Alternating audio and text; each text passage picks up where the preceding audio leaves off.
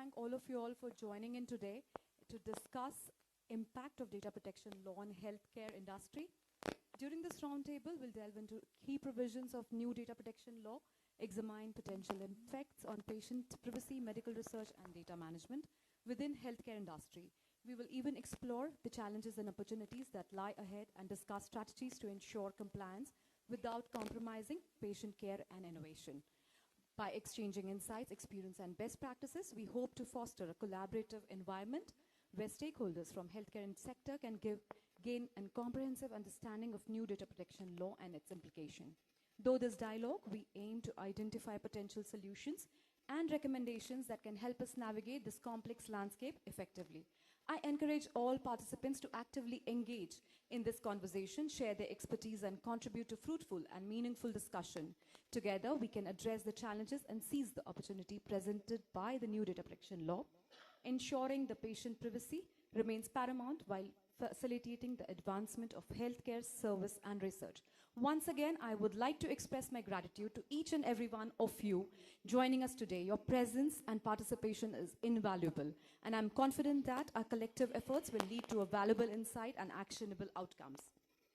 With this, I invite Subbiraidu Sir, President FDPPI Bangalore chapter, to welcome and introduce FDPPI. Over to Subbiraidu Sir. Yeah, hi, thanks Yogita, and once again on behalf of FDPPI Bangalore chapter, I would welcome everyone to this. I hope I'm audible. Can everyone hear me? Okay, yeah. Okay, so I'll just do a quick, briefly run through of this National Register of Data Protection Professionals that FDPPI and Navi sir has announced. Now, like a true visionary and a pioneer, Navi sir, even the earlier personal data protection bill was in the offing, in the creation. He had launched this, he had seen that there's a big requirement for trained professionals who will guide industry in navigating through the requirements and compliances of the new law. So what FDPPI under his guidance has created is this Indian National Register of Data Protection Professionals, and there are three levels of memberships or professionals who would be a part of this. First would be self-certified professionals, obviously, who have demonstrated a certain number of years of experience. The second would be a set of professionals who have undergone the training program by FDPPI, and this training program is a fairly comprehensive and rigorous one, which includes Indian law and select global laws like GDPR, the Singapore law, CCPA, the Brazilian law, right? And then there is a third level comprising professionals who have passed an examination conducted by FDPPI and have demonstrated a certain level of knowledge and proficiency along with work experience. And this group of professionals, FDPPI hopes, will be useful to help industry navigate the new regime of digital personal data protection, and thereafter as well, because there are a lot of other legislations that are also on the anvil. Without any further detailing, Navi sir has got a fairly detailed program about it. Let me hand over to Nagendra, or hand back to... Yeah, Navi sir. So we'll pass on the mic to Navi sir, Chairman FDPPI. We would like to ask you, sir, to present your slides. Okay. Yeah. I need to go And there, over there. Anyway, welcome all of you. I'm sorry I was busy with the technical thing when all of you came in. I could not greet you when you came in. I was too busy with that. Sorry for that. I will go back there because there is this brief presentation just to present the context. But while I move over there, perhaps what we can do is, by turn, each one of us can introduce ourselves for a minute so that we will know each other. I will start from me. I am Vijay Shankar, more often called as Navi. I call it as more popularly called, but maybe this more better known actually as Navi as a name.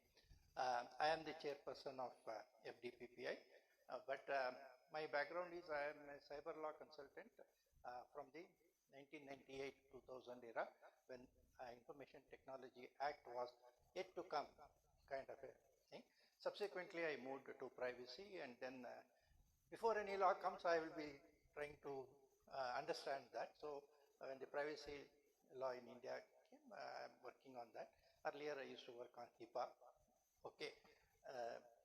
So presently I manage I guide the group of professionals. We have about 200 plus professionals in FDPPI, and we are trying to develop this FDPPI since 2018 as the premier organization in India focused on privacy and on India.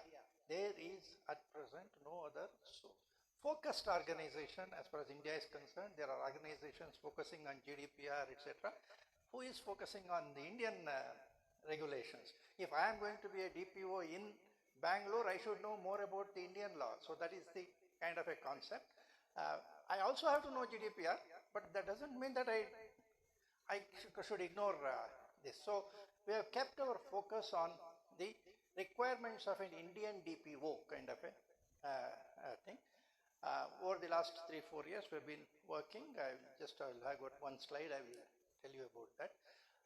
So that is briefly about me. Then we'll go around, and then I will be ready for that. Maybe we'll start from the people who are here. Then we'll go around. So we'll start with. Good afternoon. I'm representing DNV. So I head the cybersecurity and privacy services for DNV's supply chain and product assurance division. And so we are working very closely with FDPPI, since many years, and we are also participating in many of our training programs also. So that's about me. Dr. Vikram Venkateshwaran. I've been in the healthcare industry for the last 22 years. I lead the life sciences and healthcare sector for Deloitte India with a focus on cybersecurity. Hi, I am Vinay Krishna. I'm in this industry past 20 years, mostly from a technology background. And I represent here Layer 5, which is building a secure communication ecosystem. And we have 2 products on that side. Probably in later page of this session, we will be discussing more about that. Thank you. Hi everybody, Nagendra Javagal, Director FDPPI, 20 plus years in IT risk and compliance. Thank you. Good afternoon everybody, my name is Raj Gopal. I am the co-founder and CEO of Kite Senior Care, the geriatric care brand. I also invest in few healthcare startups, and we have recently got invested by Dr. Ranjan Pai's family office as well. I am here with my colleague Vandana, who heads our quality. Keen to know more about this. Hi, good afternoon. My name is Satish Chandar. I am heading the Delivery Excellence and Governance Risk and Compliance at Marlabs Innovations. Hi, my name is Guru Prasad Sargotaman. I'm a product manager focusing on privacy at Hewlett Packard Enterprise, specifically our cloud platform. Here to share and learn, not representing HPE, looking to meet all of you. Thank you.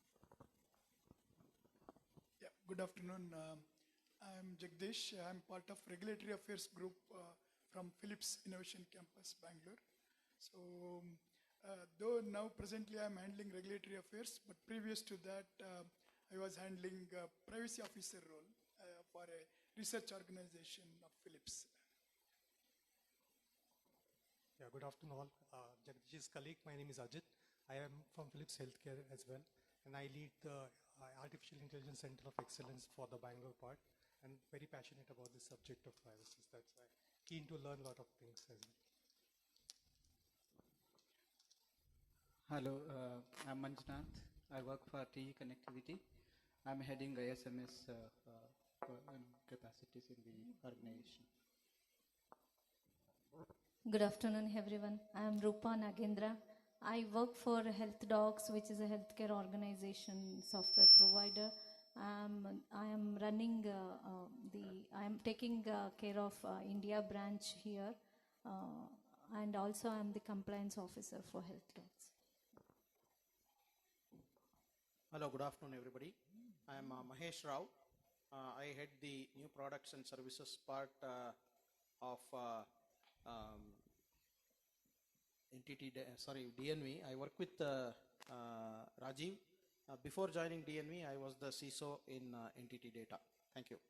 And by the way, we had interacted many times with Navi sir before, and I'm glad that meeting in person today. Good afternoon. Probably I might be the only person who is out of this team. I should say I am a regulatory auditor and an assessor who will be verifying once this all comes as a law. I am from DNV, medical device team. Thank you. Good afternoon. My name is Aditya. I am the co-founder of Corian. Corian is a high trust assessor. We've been a high trust assessor from 2018. High trust is the gold standard in health data security. So yeah, I'm representing a Corian. Hello all. Good afternoon. I'm Muthu Ganesh from Electra Tech Private Limited. So we are supporting regulatory and compliance support for the medical device companies. I was keen interested in cyber security and AI. So that is why we have attended the program. Thank you. Good afternoon to everyone. I'm Jagdish from Matic Solutions Private Limited. So working as a senior consultant for SDLC. Keep to know more about this. Thank you. Good afternoon. My name is Anup Nair. I work for MH as a CISO, also a member of FDPPI for past 2 years. Good afternoon. My name is Dr. Vandana Bhasin, and as Raj sir had introduced, I am heading the quality division of Kite Senior Care. Thank you, and a pleasure to be here. Good afternoon. I am Shaila. I am the CISO for SLK Group. Good afternoon, everybody. My name is Aditya PS. I'm the principal advisor for His Highness Sheikh Khalid bin Ahmad Al Khalifa. He's the Prince of Bahrain. I also co-founded two of the companies. One is Revive Health and Wellness, which is basically the reason why I'm here. We are a company which we specialize in creating healthcare data lake. And another company which is primarily into cybersecurity is called Terra Eagle. So I'm looking forward to all of the things which relate to privacy.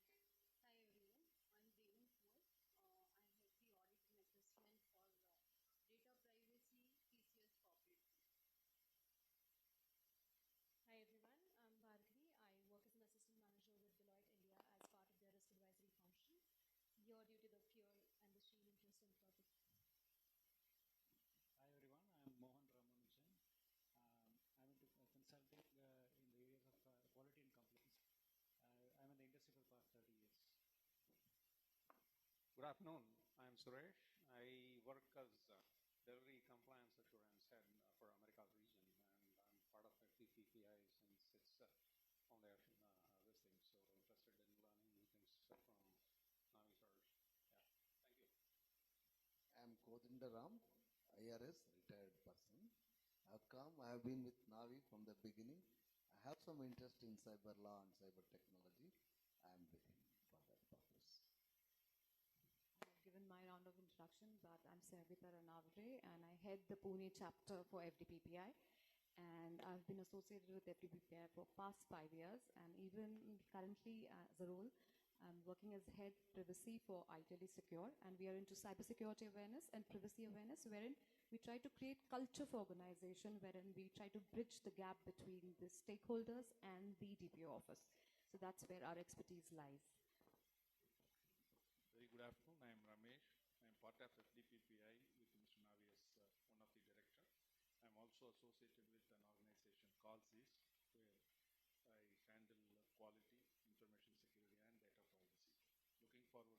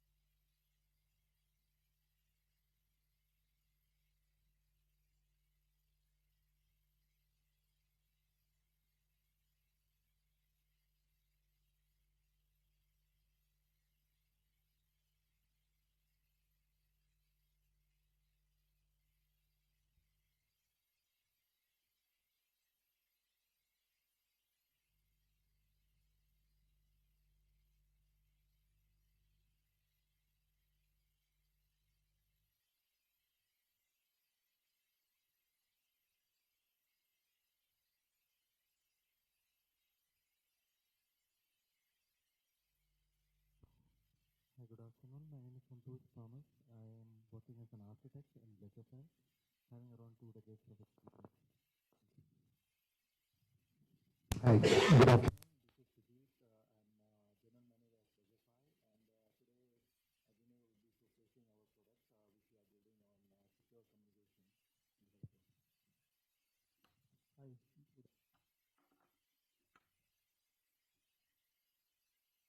which we are building on secure communication. Hi.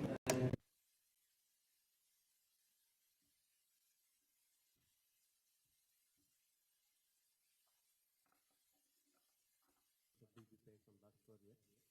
I come with the IT and security background, or also together. Nice to be here.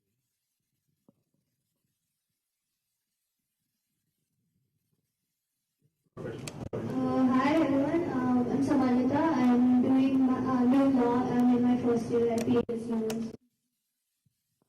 Good afternoon, everyone. My name is Sridhar. I am the founder CEO of FDPPI Health. I have 4 decades of experience, but healthcare I'm pretty new in the last 5 years. And I'm here to learn more about this data protection and security because it definitely impacts healthcare in a big way. Thanks. Thank you, friends. It's nice to know that all of you are cumulatively much more experienced than all of us, but it's always good to interact with such an august audience. That's why we planned this as a round table. We didn't want to have it as a seminar or something like that. Round table, basically the concept is that one of you will be able to contribute at least to the extent necessary. Of course, all the party cannot speak. We will have to have a full day seminar. Sometime we will have. This is only like an introduction. But still, as a round table, we will be able to get information from both.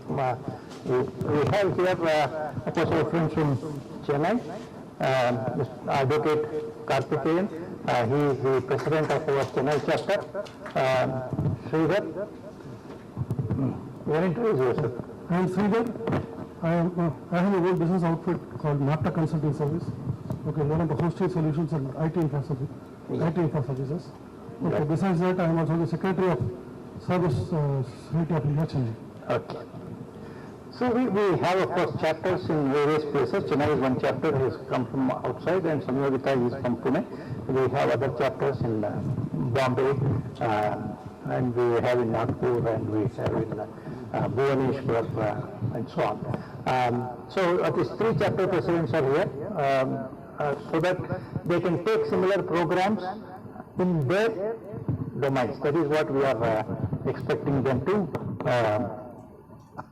Okay, so my task right now is actually to provide some context to what we are going to discuss later on. We have divided today's program into actually 2 parts. First part will be when I will be introducing the essence of data protection bill, which is coming up now, just to see that everybody understands what is perhaps coming up. It will not be a very detailed thing, because that is a subject matter of a much longer discussion. Then I hope this will take about 45 minutes or something like that. Afterwards, we will have a break, and we will have our IT first. And then following that, we will come back and have a discussion. I have listed a few issues just as a thought starter. Then when we pick up one issue, perhaps we will be having many more issues which will be coming up. So we will be spending the second part of this to a discussion. In between, any specific clarification you require on any of these DPDPB and other things, we will try to provide you to the extent possible without making it a lecture session kind of a thing. Okay, so let me start briefly with a couple of words on FDPPI, Foundation of Data Protection Professionals in India, which we started in 2018. The most important aspect of FDPPI is this is not a government organization, not even promoted by some big tech industries. this is an organization of the data protection professionals. That was how it was conceived. And by the data protection professionals, because that is what is the resource available to us. And I don't stop it as saying for the data protection professionals, because we feel that we are for the entire ecosystem of data protection in India, in the sense that we not only want to serve the individual data protection professionals, but also companies. So therefore, our interest is not only in some certification programs for the individuals, but also providing audit and consultancy to the organizations. That is why it is for the ecosystem of data protection. And another thing is, when we say data protection, we don't restrict ourselves to only personal data protection. I have been telling that today personal data and non-personal data are mixed up. In fact, we need actually a discussion when you have a data element, whether it is personal, whether it is non-personal, that itself is a matter of debate. I have some philosophical debate on that, which I normally do it on the training programs. So, in that sense, when protection of data comes, the person who is in charge of privacy, who normally looks at personal data protection, need to also have some idea about what are the laws in India for non-personal data protection. So that is why we have a very broad sense of who is a data protection professional. We include the information security professionals, we include the privacy protection professionals. In fact, in our constitution, we have said we want to bring harmony between information security professionals and privacy professionals, because we always keep fighting. Because the information security person wants surveillance, wants more information. Privacy professional does not want surveillance. Even if there is a terrorist, we say terrorist also has got a privacy. So there is normally a conflict between security professionals and privacy professionals. So I have been telling that we need to bring a harmony.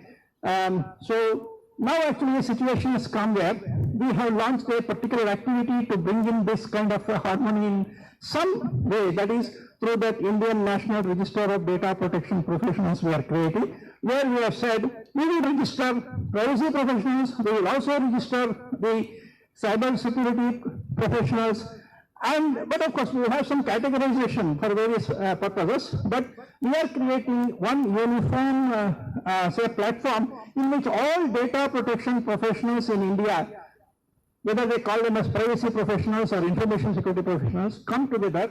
Maybe we will be able to do something together, so both cyber security as well as privacy, and additionally we try to help the industry grow. So that is our principle. I've given here actually the logo of FDPPI, which is of course recently we just modified our earlier logo to give it a little bit of modernity. We say think data, think FDPPI, so we want to cover everything related to data. You also see a few hexagons like a honeycomb that actually represents professionals coming together. But our idea is that, you know, hexagon is the one shape which actually can get extended infinitesimally. So that's why we have used that. It indicates all-round growth, both in terms of activities as well as in terms of people. In fact, Samyukta has brought one small video also for launch.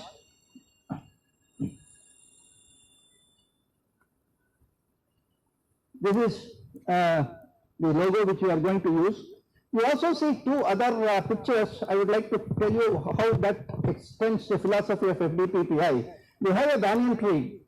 Our FDPPI has a concept of supporting members.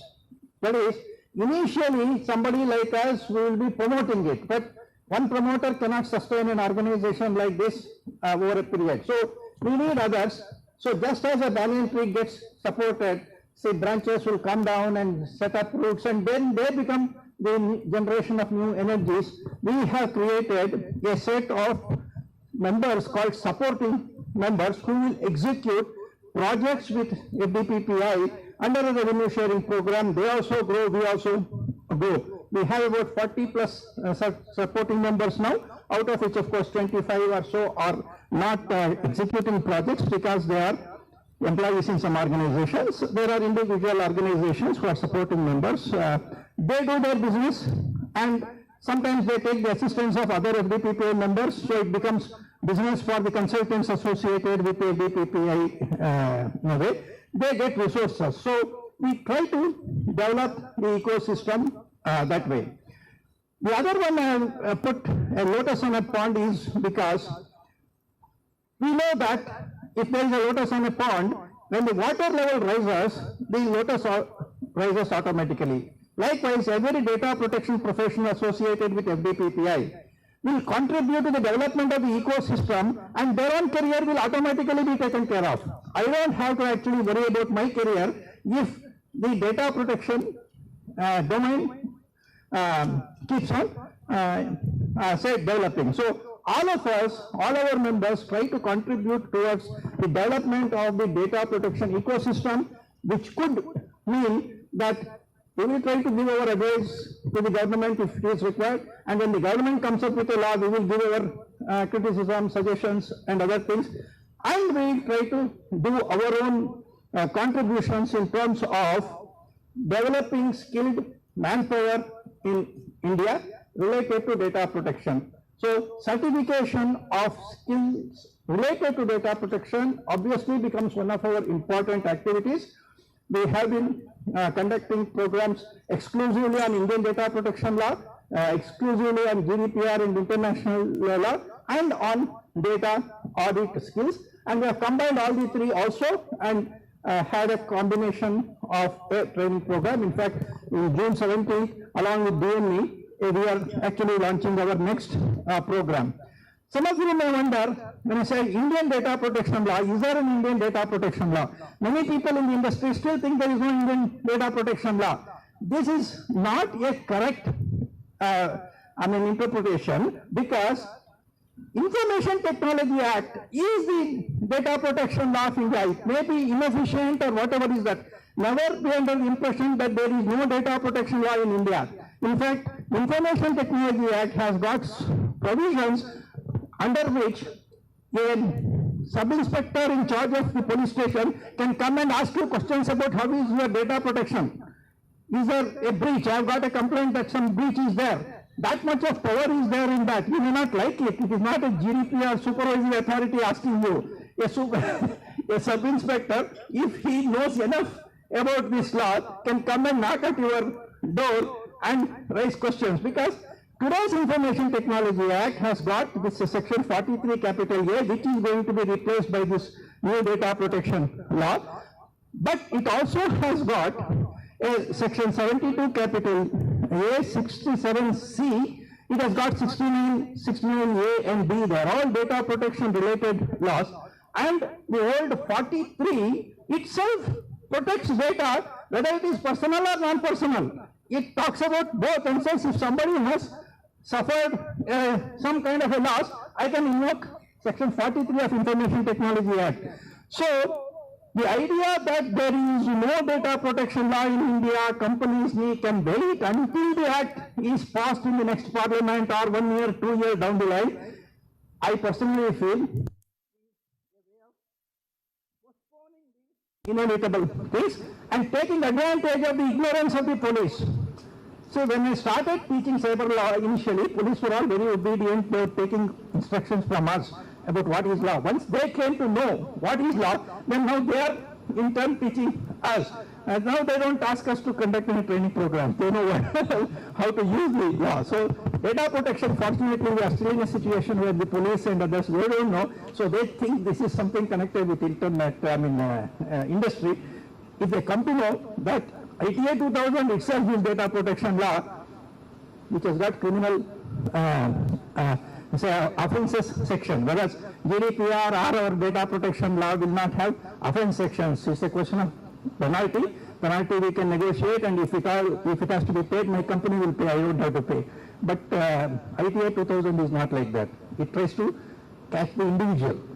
Okay, so it is more dangerous. So that law is there.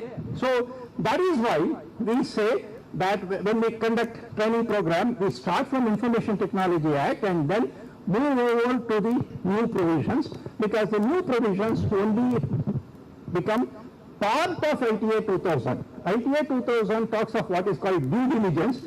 What is due diligence? What is reasonable security practice?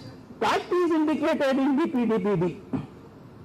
So this data protection law is only a instruction on reasonable security practice. Rest of it still remains. So that's why we conduct programs which is inclusive of that. Now the government says I will come up with Digital India Act and replace the entire Information Technology Act. So our next training program covers not only ITA 2000, but we have already stepped into BIA, at least to the extent what Rajiv Chandrasekhar has been talking about it, because he has given some idea about what BIA contains, and he has also made a statement that in this month a draft of BIA will also be available. So we have started our training program, which again will commence on June 17th on cyber laws, and we call it as a training on BIA, Digital India Act. So from ITA 2000, we will move to BIA, and from ITA 2000, another branch will move to DPDPB, and our trainings take both into account so that we have a super speciality data protection person. Okay, not a single speciality who says that I know only how to protect personal data protection. If anything related to cybercrime is there, go to my lawyer, kind of a thing. No, at least you should know something because you are a senior person. So that is how we are approaching the certification program. We feel that we are trying to create a very quick wormhole kind of an effect, which can take you as quickly as possible from little knowledge to a totally distant place where you know a lot. So that is how we are considering our training programs. The next program, FDPPI DNV, is on data protection.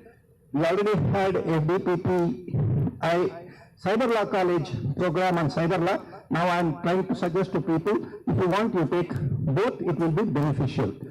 Maybe in future months, we will have a curriculum which is a combined curriculum. We will wait what BIA comes up, because when BIA comes, Digital India Act, there will be issues on artificial intelligence, blockchain, metaverse. There will be more clarification on how Indian law will perhaps look into it. And we have also been talking about neuroscience and neuro rights. We have not stopped at privacy rights. Now, privacy rights next jump is to neuro rights.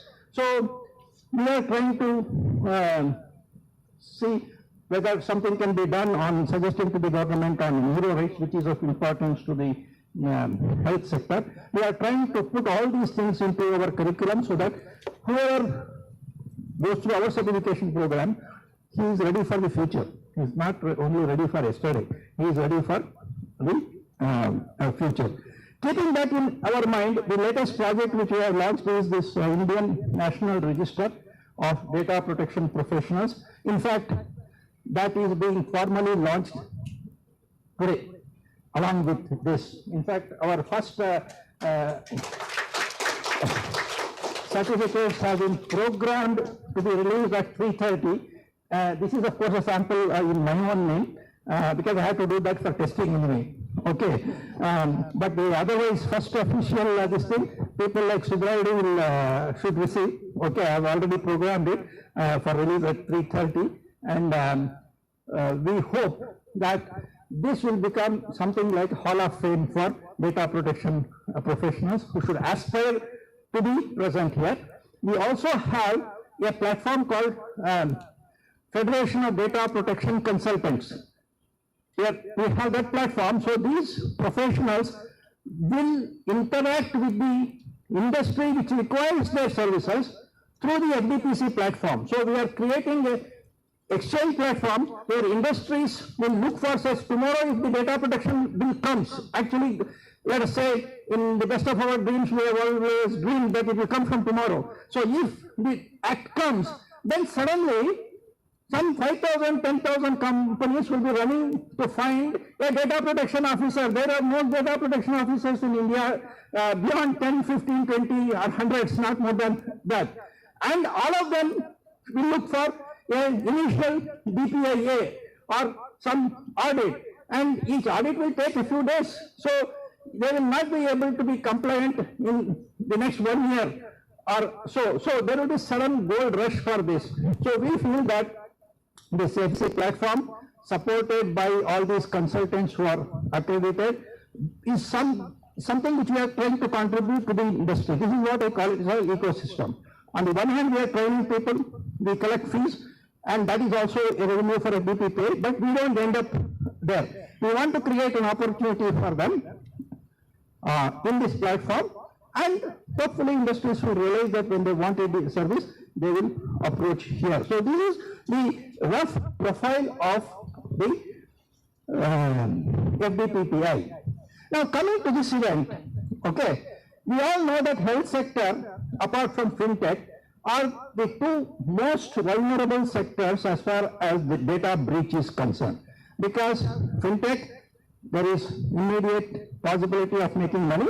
Health sector, we have got data which can be converted into money. In fact, the value in the deep web is actually higher for health tech.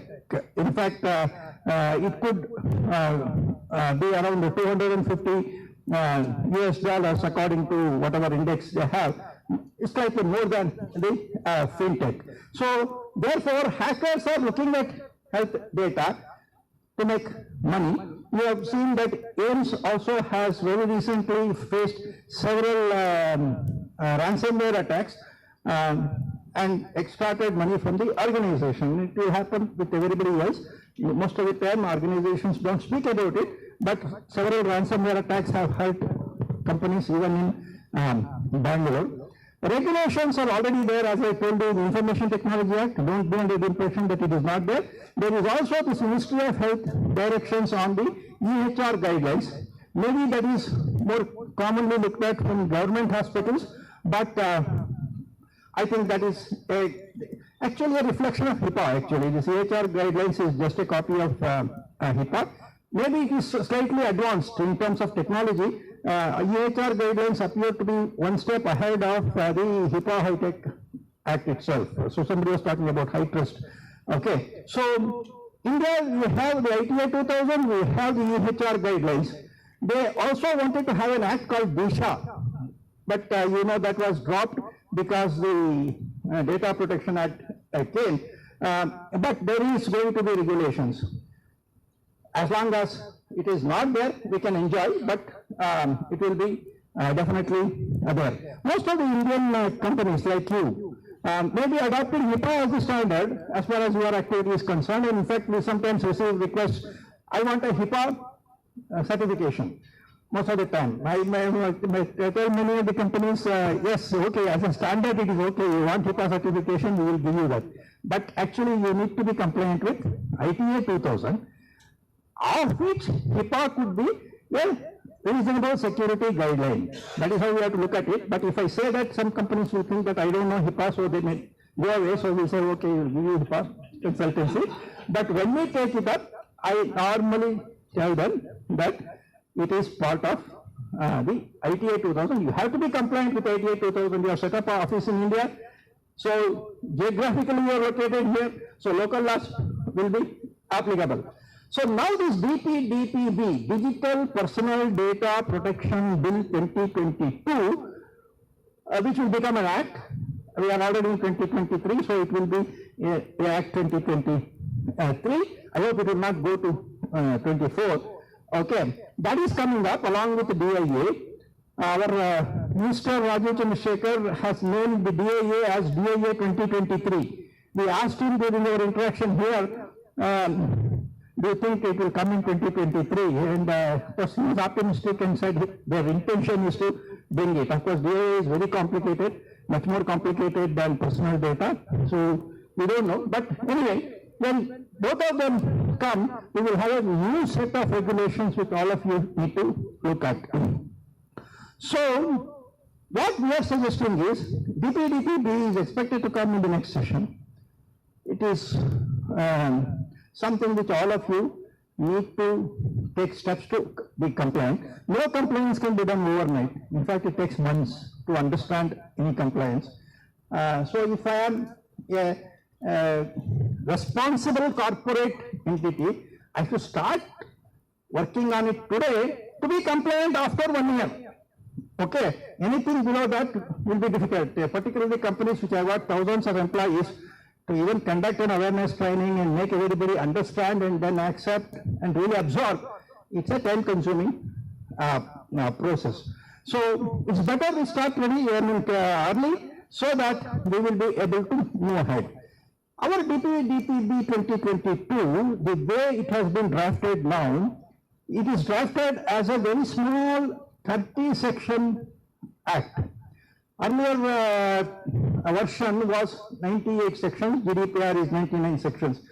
1/3 of the sections are there in this DPDPB, which means that there is a lot of compression, which also means that a lot of things have been relegated to be taken in the notification rules and regulations. So this DPDPB is likely to be expanded 2 to 3 times more than this through notifications. You will see that each of those notifications you need to understand, interpret, and then implement. So there is a lot of work for the organizations. And when they do, there will be an authority called Data Protection Board, which will probably be led by some IT people, IT companies, digital media companies, somebody who is more interested in Twitter, WhatsApp, and other things. Will there be a representative from the health industry in that Data Protection Board? We do not know. Okay. So when they make regulations, they will make regulations for Infosys, Wipro, and TCS. Whether that is good enough for a hospital, a pharmacy, or somebody who has got the same kind of liability. See, if somebody is going to be fined 100 crores, it hurts both the pharmacy and this similarly. Okay. If somebody has to be put in jail, obviously it hurts both similarly. So when the law is made and regulations are notified, we do not know whether the healthcare industry's interest will be taken care of properly. So what we are suggesting is, we would like to have a special interest group created here as a follow-up of this particular program, so that we will start working on sectoral preferences. Okay. In the earlier version, there was a clear guidelines that sectoral guidelines can be developed by the industry and then recommended to the government, and they will adopt it. That has not been stated in the new law, but it is likely to be acceptable. If the industry properly represents its interest, I think the government will respond to it. So we are going to start, let us say, a special interest group from which we are trying to discuss when the law comes and when notification comes. Maybe each one of that we will have to discuss. And then if you have suggestions to be made to the government, we would like to spearhead that kind of movement. And that is how we felt that this particular program could be a starter for such an activity. And tomorrow we may have similar things in fintech or something in Chennai. We want to have a similar thing for hotel industry, because that is also part of the hospitality industry. Pune we may have for manufacturing industry. Then in each of those sectors, if there are sectoral issues which are not understood by the lawmakers properly, we have to tell them. So you can't expect that 4 or 5 people who are staying there, or in the board there, to actually be knowing every one of the industry's problems. So that is why we need multiple SAGs on different sectors, and we want to take it to the government. So this is one thing which we want to do after this. I request Mr. Ramesh Venkatraman to actually lead that activity as far as this SIG is concerned.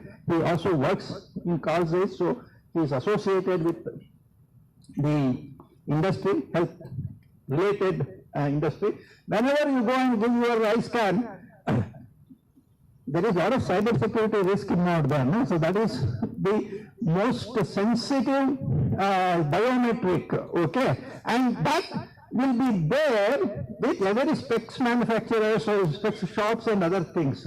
That is personal data, sensitive personal data. So whether it's a Lenskart shop or somebody else, they all need to be DPDPB compliant, but nobody remembers this. So at least we look at the hospitals and others. Yeah.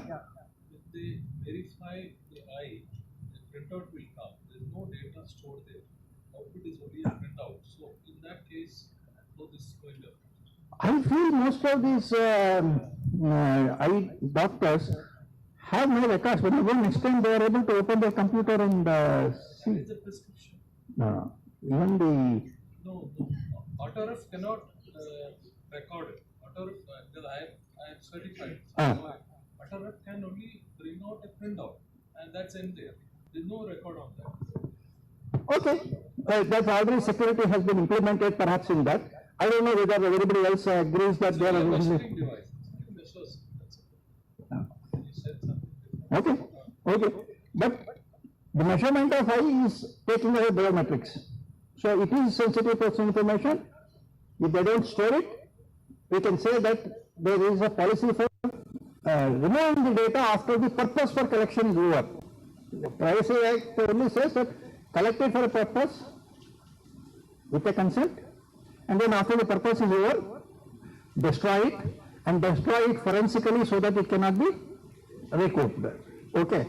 See, you are a return customer, so they will, renewing the purpose.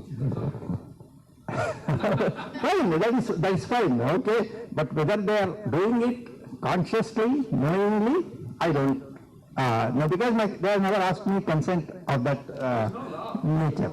There is no law for them to, abide by. No, law is applicable to them also. No, yes. They don't know. That's what I'm saying, that we need to actually look at these instances, including your dental X-rays. Dental X-ray is also considered a sensitive personal information with which you can identify. Even dead persons in accidents and others are identified with dental X-rays. But whether a dental X-ray shop knows about DPDPB 2022, we don't know. Okay.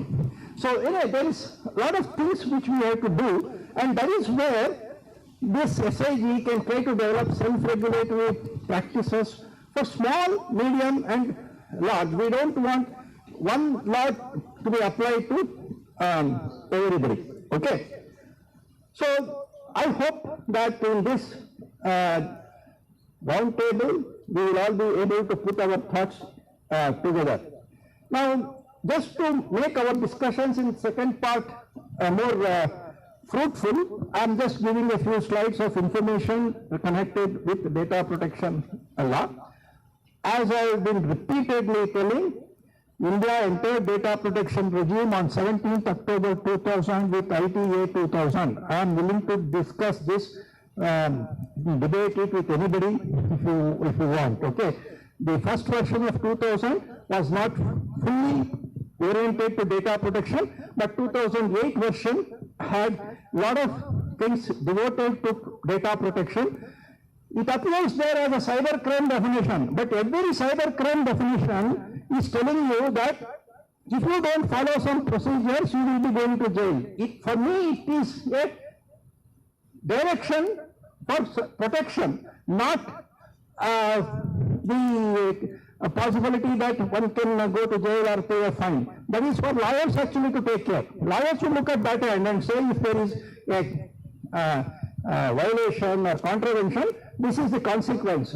For a corporate person, I don't want to be non-compliant at all. Therefore, I look at something which you say, if you don't do this, you will get 3 years punishment. I say, it's not a question of not doing it. I want to know how to do it, so that there will be no adverse consequence. That is why if there are 24 sections of crime in Information Technology Act, they all indicate 24 guidelines to companies to take steps not to contravene that law, because contravention of that law will not only affect the company, but the CEO, directors, etc., who can be hauled up under the Information Technology Act.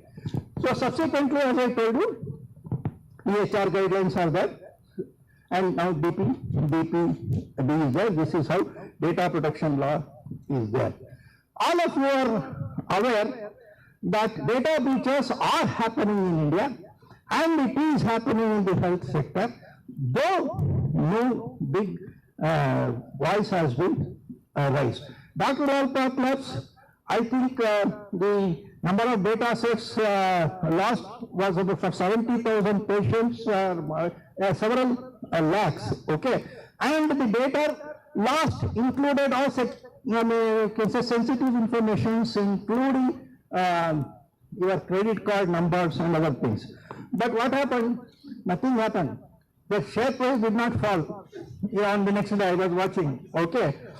And they were compliant they had all the ISO 27001 and other things. Despite that, it had happened. All compliances, your industry level compliances were all there. The only thing which was not there is that cloud password was being shared with a lot of people. Okay. So this breach was there, but no adverse consequence happened. But does it mean that if similar thing happens today, whether I can say you didn't do anything for Dr. Lal Path Labs, why you want to punish me? We cannot. You know, the law doesn't work like that. Somebody will escape, but somebody else will get caught. It is like your traffic violations. Okay, we are complained most of the time that one particular time you perhaps cross a little early during the signal, you are caught, but you can't argue with that. Okay. Breach Candy. Breach Candy Hospital lost a lot of data.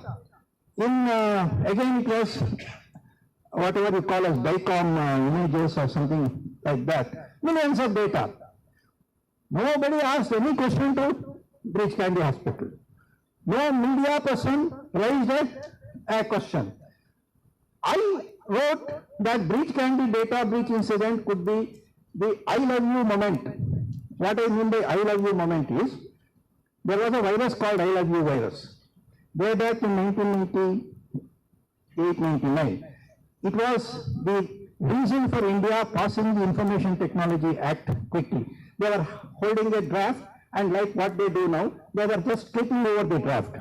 And suddenly this virus broke down across the globe, and everybody started looking, saying that a lot of loss has occurred. Then the parliament woke up, they called NASCOM, had one round of discussion, and next day they introduced the bill. 2 days they passed the bill, and it became a law.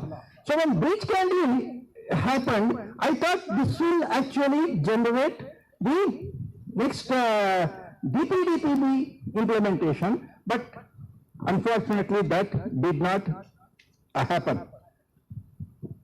In Bangalore, I had pointed out Limons and others at one point of time about their visitors register and other things, no privacy policy, and subsequently you know that there was a Aadhaar related case. Somebody was arrested for that, and what he had done was he had parsed the Limons visitors register and collected the information from there. But even today, I don't think there is any privacy regulations affecting that. How can this industry hide these responsibilities? I don't know. We have already 23 years into ITA 2000. So if you are unlucky, anyone of us can get caught. That is the reason why we need to look at what this law contains. This law is very simple. It simply says some obligations will be there on digital data processing organization. Whichever organization processes digital data, there will be some obligations. Obligation is there should be a legal basis for processing, there should be a notice and consent, minimization of data collection, data retention, security should be there. Data export to outside India, some restrictions will be there. Data breach, it happens, it has to be notified. Then there will be some requirements of a designation of a DPO, having a DPIA, doing a data audit on a concurrent basis. These will be the obligations which you have to take care. There will be different categories of digital processing organizations. One will be digital data fiduciaries. Some of them will be called significant data fiduciaries. You have to check up whether you will be significant data fiduciaries. There will be data processors and consent managers. There are certain rights which will be given to the data subjects. Basically, the right to information, right to correction, right to nomination is something which is new in India. Data can be nominated to somebody else. How will you manage it in your IT systems is what you have to think. Okay. Well, right to be forgotten and portability are not today available here. This significant data fiduciary can be recognized not only on sensitive personal data, in case of hospital and other things, everything is sensitive only. Apart from that, there are other issues which will be taken into account, the number of data handled and other things. So this is much broader than what GDPR perhaps may think of. There may be a new entity, intermediary called consent manager, who may come and knock at your door and say, I am going to manage the personal data of a certain set of people. You will have to see how you will handle that. Nami sir, one question on this consent manager. Is it a digital platform? Is that like what they are thinking of? Technology? Digital platform is one factor there, but you will be acting as a trustee for data principles. So there will be contractual thing there. Now, in the Ministry of Information Technology, there is a separate concept of consent manager, which is a platform. Okay, that is different. Consent manager here is a person who is an agent of the data principle. That is exactly right to nomination is there. No, right to nomination is different. Right to nomination is I nominate my data to my legalist. In case of my death, you may have to find out who is the legal heir. You cannot give it to a wrong person. So you should settle the claim and then give it. That is right to nomination. Consent manager is I can develop business in which all the clients, I can give them a trusted service. Okay, like your bank lockers. No? In bank locker, you go and put your like data also, you put it there, and they will in turn release it to the other people. So we have an example or a bunch of examples in the fintech space. Yes. Non-aggregators, which is effectively consent managers in the fintech space. There is one small difference there. Account aggregators don't view the data. It is a pure platform. Data comes here and goes here. Here, the consent managers may have visibility. I can take that data, I can actually anonymize it, I can actually de-identify it. If he wants a limited data set, I can give that to him. If he wants another limited data set, I can give a different version of that data to him. That kind of value-added service can be provided by this consent manager. Okay, you think about it. If you are a businessman, you have to think there is a beautiful business there. Okay. Then another thing which you have to remember here is legacy data. All of you are already having some data with you. DPDPB expects you to take a fresh consent once the data, once this becomes a law. Sir, I just have a question on the consent manager. I think the law has a portion which says that the consent manager can be registered to the board and act as a data fiduciary. So in that case, while one piece it says that there is a platform, consent manager can be a platform, but it can be independent data fiduciary. So how is that? No, you should not confuse between the consent manager like account aggregators, which RBI is talking of, which is a pure platform. This is a business entity, data fiduciary, for which a separate registration would be there. Okay.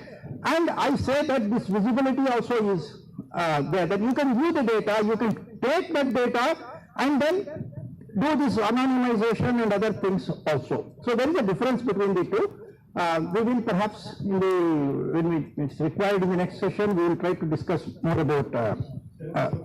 Medical records are supposed to be kept stored several years, which means certain times some of the users will actually put them taken the consent and not put the existing. So that is where this nomination, how will you handle? There is a provision of nomination. Okay, as I told you, that is one of the use cases I will try to discuss in the next session. We will come back to that. Okay, legacy data, you have to take consent. Then notice in multiple languages, 22 languages you have to start creating now, wherever you take notices, English and multiple languages. Okay, but one thing you can remember is, there is a duty to the data principle. This is the first time again, beyond GDPR and other things. Now, we do not want irresponsible data principles asking for access to data. Just a question, email will be sent to you. Do you have my data? If so, give me all the details. Okay, you may not have the data, but to give a reply that you don't have the data, you have to still do your checks. You cannot give a wrong information. Somebody will say, delete my data. Then they will ask, have you deleted the data? Give me a confirmation. Now, what our Indian law says is, you cannot make false claims. So, there is a duty to the data principle that he will not falsify such requests. If so, there could be penalties. Okay. Other penalties run up to 500 crores, out of which 10,000 rupees is meant for data principles. This is what many GDPR people are asking. How can a data protection law penalize a data principle? But here it only says that if the data principle has done any illegal activity according to this law, okay, then it will be imposed. Okay, otherwise up to 500 crores. But organizations can look at what is the legitimate interest. There is a lot of provisions there where you can retain for longer periods if you want, or any other without consent processing, without consent sending it out. All this is very reasonably provided. It is industry friendly. We will again look at it later. There is a deemed consent concept. Very important, but whenever you are using these exceptional sections, you have to have documentation about why you have decided to do that. It is like in your HIPAA, you have got this addressable implementation specifications. You have given the freedom, but please document and tell me how you are exercising this. In all these techno-legal compliances, that is very important. That is why you need to understand what is required. Okay. And for you, another thing you have to remember is how the law recognizes harm. Now it says any bodily harm. So there is small doubt whether psychological harm is also a harm. But people like us and lawyers will definitely say body means body, physical body, mind, everything. So I will say even neuro rights are coming under this. If I am damaging your data, neural data, you can say it is also bodily harm. So, but maybe it is subject to some legal discussions. So I think this is what are the minimal things which you need to know before we start discussing specific issues. So I would like to take a break here, if you permit. Okay. So that we will have our refreshments and come back. Yeah. He has a question. I have a question because Dr. was telling printed. What is printed is written, and from that printed material, whether we can get back with the... No, what he says is printed and given out to the customer. Am I correct? You are to it's printed out and handed over to the customer. You keep it. Are they destroyed after they went to discussion? No, that is after iris scanning. That's what you are saying. But it can be in that particular organization. So it not say followed everywhere else, right? That doesn't have any remote connectivity to any system. No, it is a security which has already been implemented in that, let's say, software, which says that after perhaps it's like removing the RAM kind of a thing. Once you close the computer, it goes out. Switch off, it is gone. Okay, so from the RAM, it is deleted. It's actually a compliance measure which they might have implemented. Yeah. Now, every device, every medical device, have some features. Now, whether we are utilizing those features is a different question. And how many features are known to us? So now, without understanding all these things, I mean, compliance to any data protection law will be very difficult. What Navi is saying is absolutely right from the iris perspective. We look into, because of the AI, there's something called diabetic retinopathy that is coming, which has been very, very popular right now, and it has now taken up into a next level. So majority of these guys, whether in US, India, everybody, they are, instead of relying on these machines, they're using their smart mobile phone to take that. Now that does store and processes those iris scan.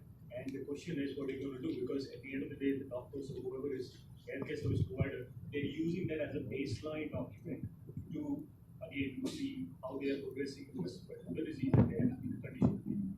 But you don't need to do that part. You're going to the doctor terminal using mobile phone to check the battery. Right? So you don't even have to go to diabetic retinopathy that covers 40% of the population. Cataract that will cover all of us.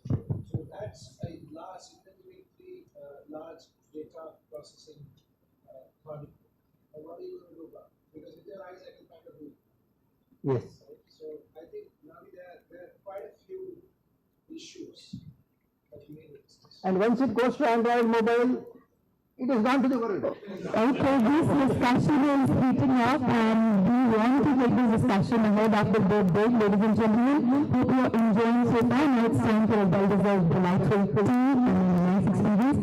And remember with all the fellow attendees and share your experience and recharge the energy and come back by 4:20 back into the session.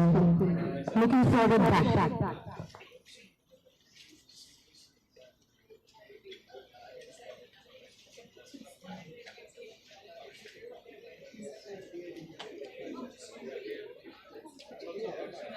Nice meeting you.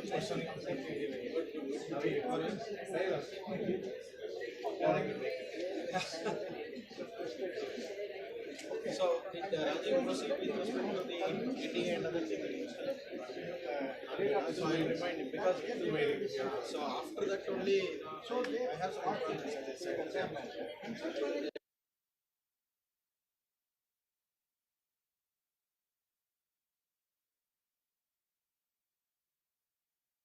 Good afternoon. My name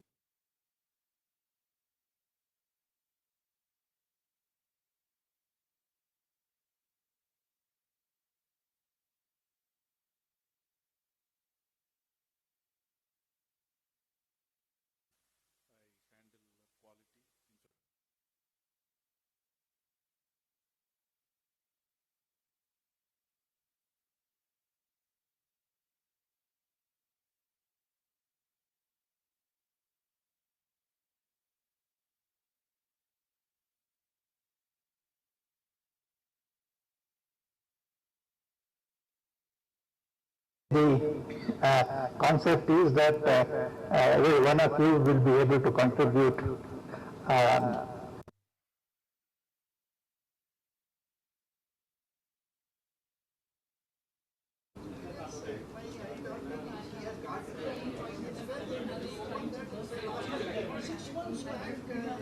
Development was like this, now it is more or less.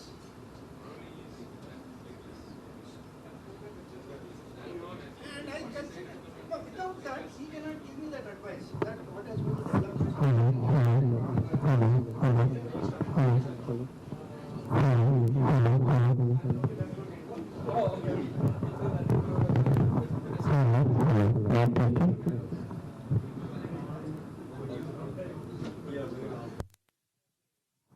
Hello, mic testing,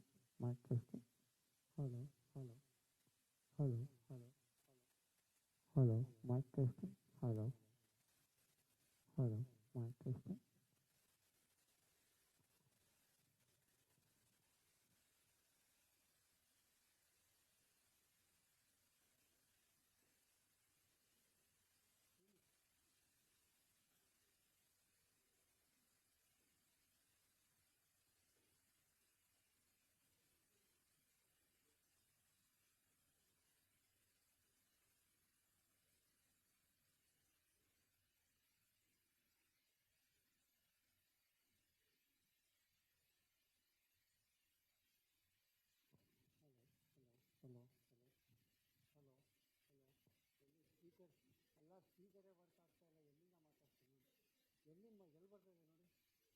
So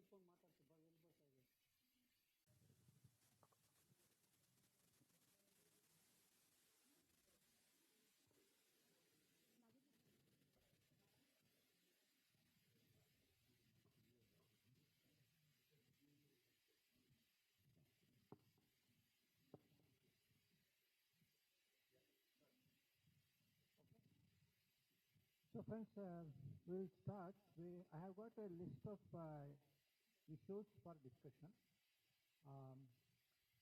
We should cover most of the things. And if in between, if Dr. Vikram and Rajiv and Vinay wants to say something, I would always welcome. But okay. Hello everyone, hope you all are settled. Looking forward for a nice discussion. Sorry for giving you a break during the heated discussion that we're having. Let's keep the energy high and looking forward for this evening. We'd like to invite Ravindra Jogla, Director of DPDPI, to give brief introduction to our head of the table. Over to you, Ravindra. Thank you so much. So after the powerful snacks on this powerful roundtable, we have Mr. Navi Jaishankar, is also said Navi, is a pioneer in cyber law and data protection in India and chairman of FDPPI. He is an author of many books and a thought leader with innovative concepts such as the Personal Data Protection Standard of India, Data Valuation Standard of India, Online Data Trust Code, Self-Evaluation Tool for SME and SME, and also developed sectorial code of practices. Now he is also founder of Cyber Law College, a virtual cyber law education institution. A sought-after speaker in training, he is now aspiring is working towards zero rights legislation, which is a novel concept in India. So welcome, Mr. Navi.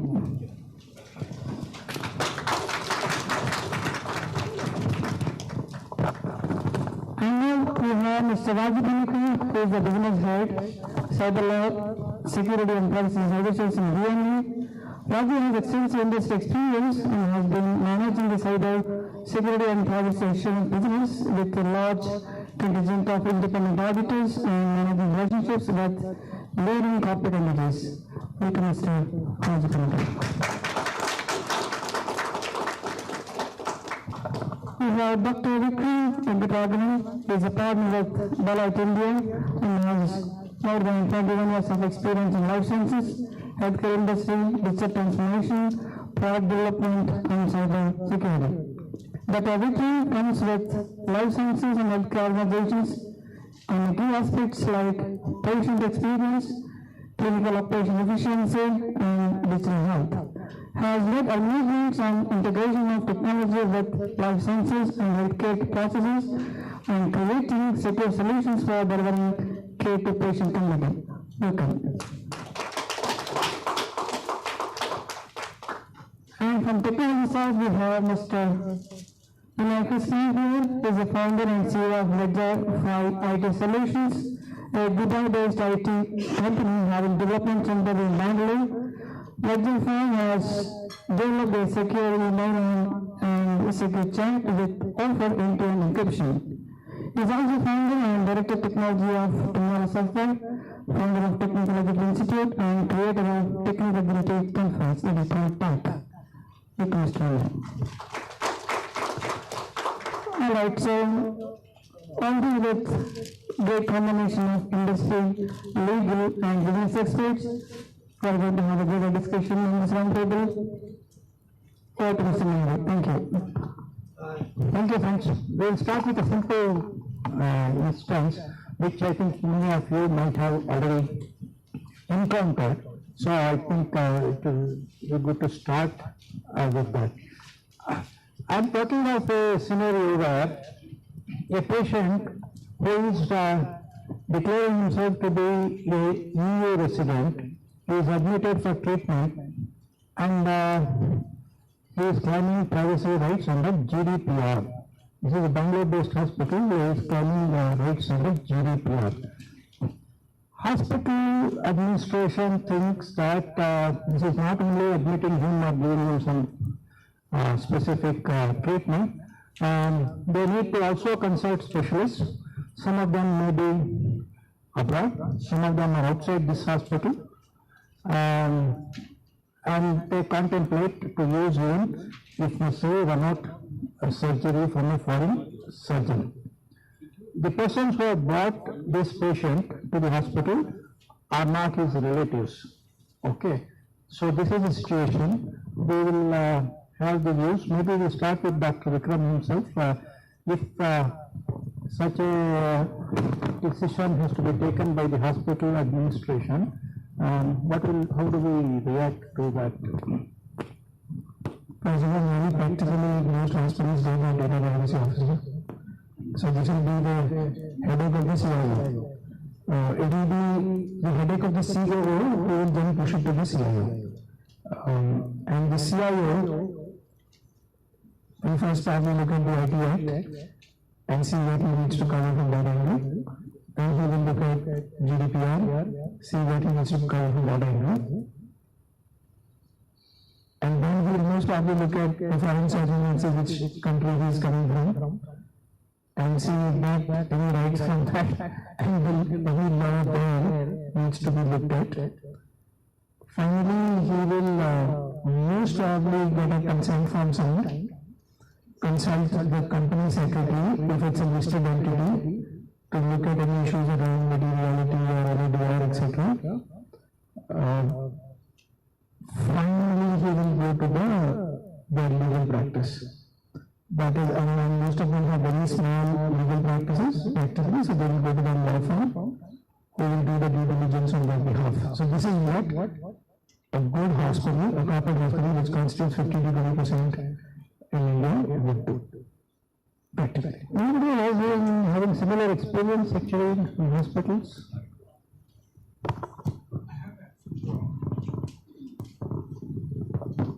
The first point what I have to say is, see, the patient was admitted in the hospital, but is the hospital actually doing business in EU region or not?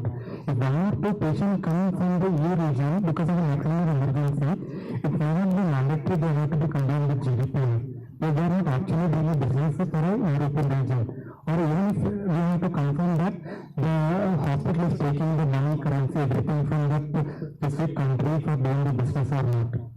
So this we have to look into very initial stage itself. If they are doing huge business for a EU region, then yes, they have to be compliant. This perhaps just go to the doctor. Is the doctor fully conversant with the requirements to check with the COO or somebody? Only then he may come up with this thing. So my experience now in most of the corporate hospitals, and we said Bangalore in particular, so I'm going to stick to that.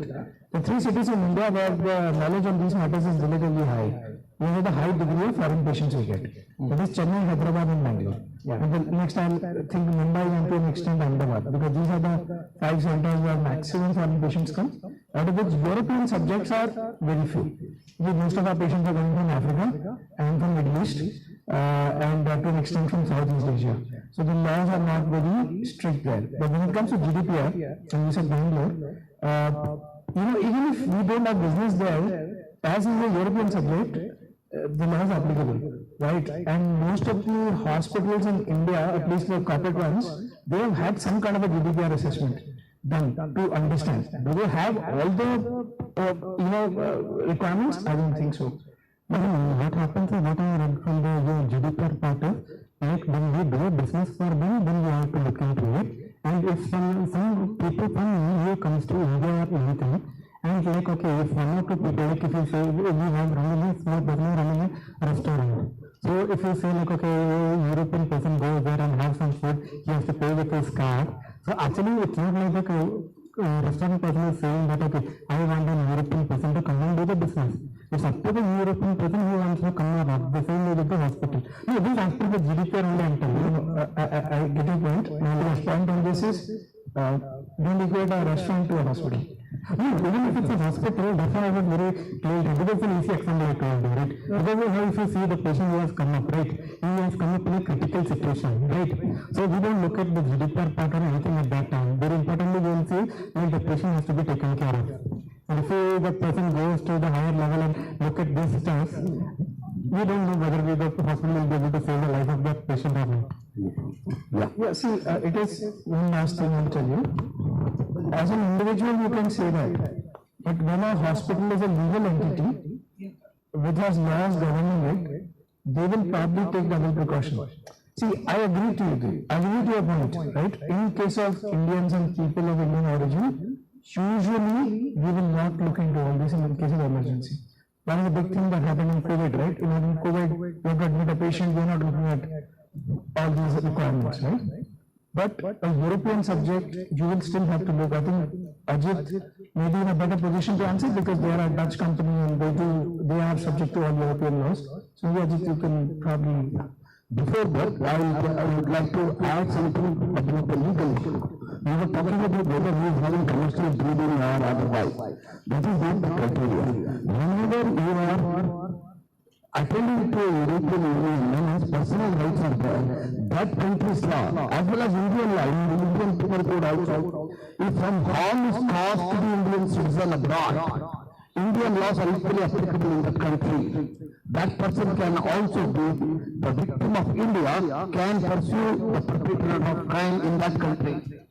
And this is more so when it's a privacy incursion, European man will have his rights.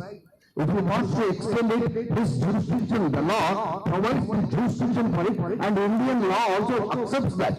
Wherever crimes are happening on India, on Indians, anywhere in the world, Indian government can try it. So also the Indian ships.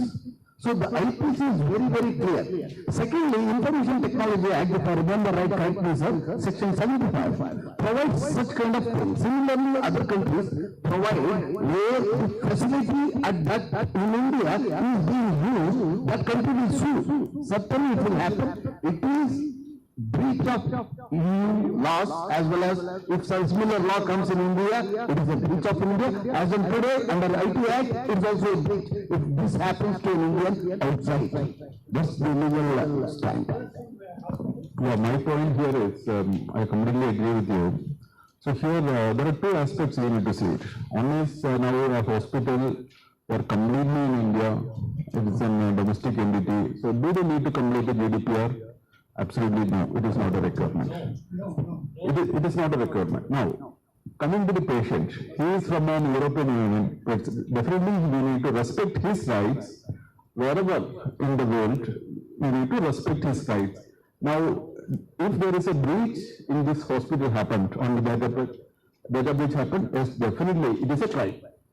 And for that crime, there are Indian rules as well as we have arrangements with other countries, so it will be applicable.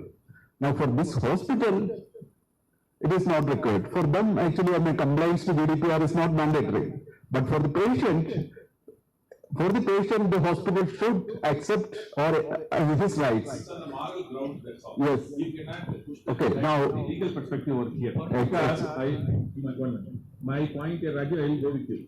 Now, let's say take St. Mark's Hotel here, right? Where they are getting lots of Europeans. Now, even in their website, as part of the hotel policy and whatnot, if they have committed that I'm going to adhere to GDPR, then it comes under the purview. Now, here we are talking about a kind of one of the incident, right? And that is medical, and we have that legal 6 place, areas in which I can really take care of him. So I will probably interpret that way here. So I don't have to. I will go with you.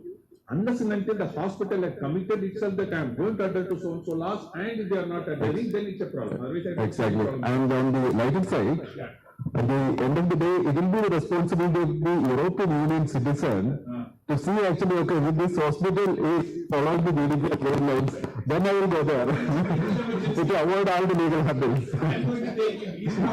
Yes. So I just wanted to avoid what Dr. Vikram was saying, right? And just last week we had an incident, we had a lot of visitors from Europe visiting us. One of them just had a episode and we fell off. And we just took him to the nearest hospital, not near the hospital of course. So you just took him to the hospital, and first of all they asked when is the insurance, right? It starts there, right? And then we realized that the hospital was actually following the real due diligence, and because that person is from a European nationality, GDPR applies to all his personal data and things like that. So I think I agree with you, Dr. Vikram, that that's how typically big hospitals, big corporate hospitals will take that role. Some GDPR specialists can talk about the applicability of GDPR, material applicability and geographical applicability. Somebody can recite that particular thing? I have a query. Yeah. Everybody is talking about that he's a EU resident and GDPR, his privacy rights by GDPR is applicable. However, I have a basic query. As per my understanding, the land of law of land applies. So he is in India. It only he cannot claim to have the GDPR Applicability.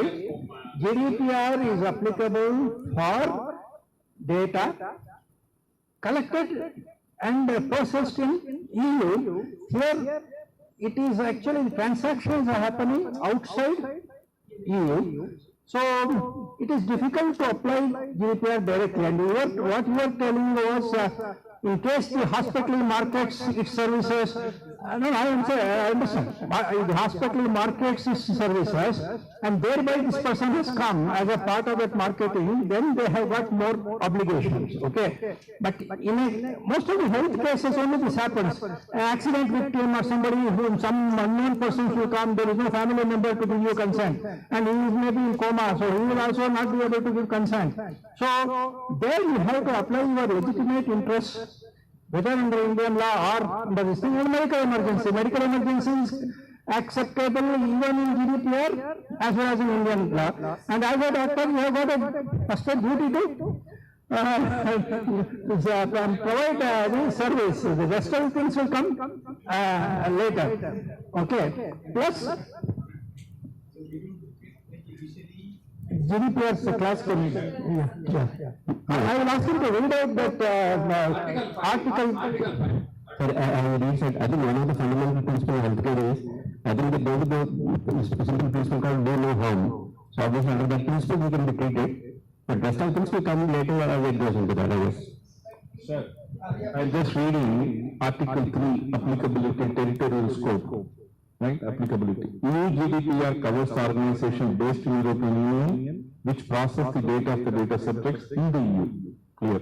The GDPR applies irrespective of whether the actual data processing takes place in the EU or not. Second, where no EU presence exists, the GDPR still applies whenever, one, and EU residents' personal data is processed in connection with the goods/services offered to him or her. Their payment is not required, or the behavior of the individuals within the European Union is monitored. The regulation applies to the processing of personal data by a controller or not established in the EU. Very simple. The last one, there is one which is outside the EU region. Yes. So, GDPR does not apply to correct. outside the EU. No, but he is right. What he is saying is that if this hospital has a business in EU as well, then there and it's a probably a subsidiary company in India, then probably not the GDPR would probably will be technically applicable, technically or legally applicable. Here we are talking about an Absolutely. So and then yes, my interpret always we discussed about it's one of the incident No, why I am stating this is we should not get panicking over somebody claiming that I am GDPR, I want GDPR compliance. Okay. If you accept that, then it will be very difficult to function. Anyway, in medical, you can always take that emergency thing and then work under that. There are more complicated things coming. This is very simple. So, I have a query here. So, because this is a medical situation, leaving aside whatever legal or regulatory, first to treat the patient based on humanitarian grounds is definitely acceptable, right? But as somebody was telling, even though the GDPR per se may not be applicable, but if by some reason, let us say there is a breach of that patient, So then the person has a right to sue this hospital. So, under Information Technology Act, not under GDPR. And doing good for him on the medical emergency. yeah, so it is. That is why I say that the privacy professionals should also be aware of what is there in Information Technology Act, because data breach happening in India is subject to Information Technology Act. Okay. So Cause of action is under the Information Technology Act. So- GDPR is only for penalties. So- And the GDPR authority cannot ask my hospital, which is in India, to say what is your security and other these things. If we are not the data controller operating there, if we don't have an office there, they don't have jurisdiction on Bangalore hospital. If you invite that jurisdiction, you are only making your life complicated. complicated. Correct. In fact, if you see in Navidad what they have written, I am not recognizing GDPR. I want only people who are in India whose data, if at all anything is collected. Why I should open myself to the world things? It's not only GDPR. 132 countries have got protection laws. Yeah. And if you accept GDPR, why you should not accept Canadian law or something else? It is opening a Pandora's box. So I am talking about policy. The hospital's policy should perhaps think that just because everybody talks about GDPR, if I accept, you are creating a precedence. Then if I am from, say, Singapore, I will say, not where Singapore law is inferior to GDPR. Right.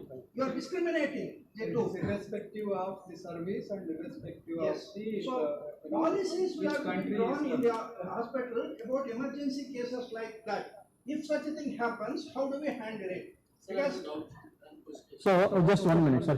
Before concluding, so irrespective of whether they are liable for Indian IT Act or GDPR, anyway it is common sense that the hospital should take care of the data, so best practices should be implemented. If we flip the scenario in a slightly different way, what if like let's say the patient goes, he is not in coma, he is very much unconscious.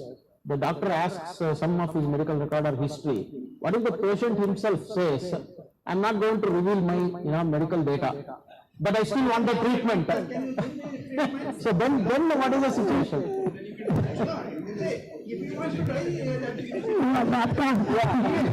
that's all. Like, he is inviting treatment. Up to you to decide what to do further. It is cases where These cases, forget GDPR.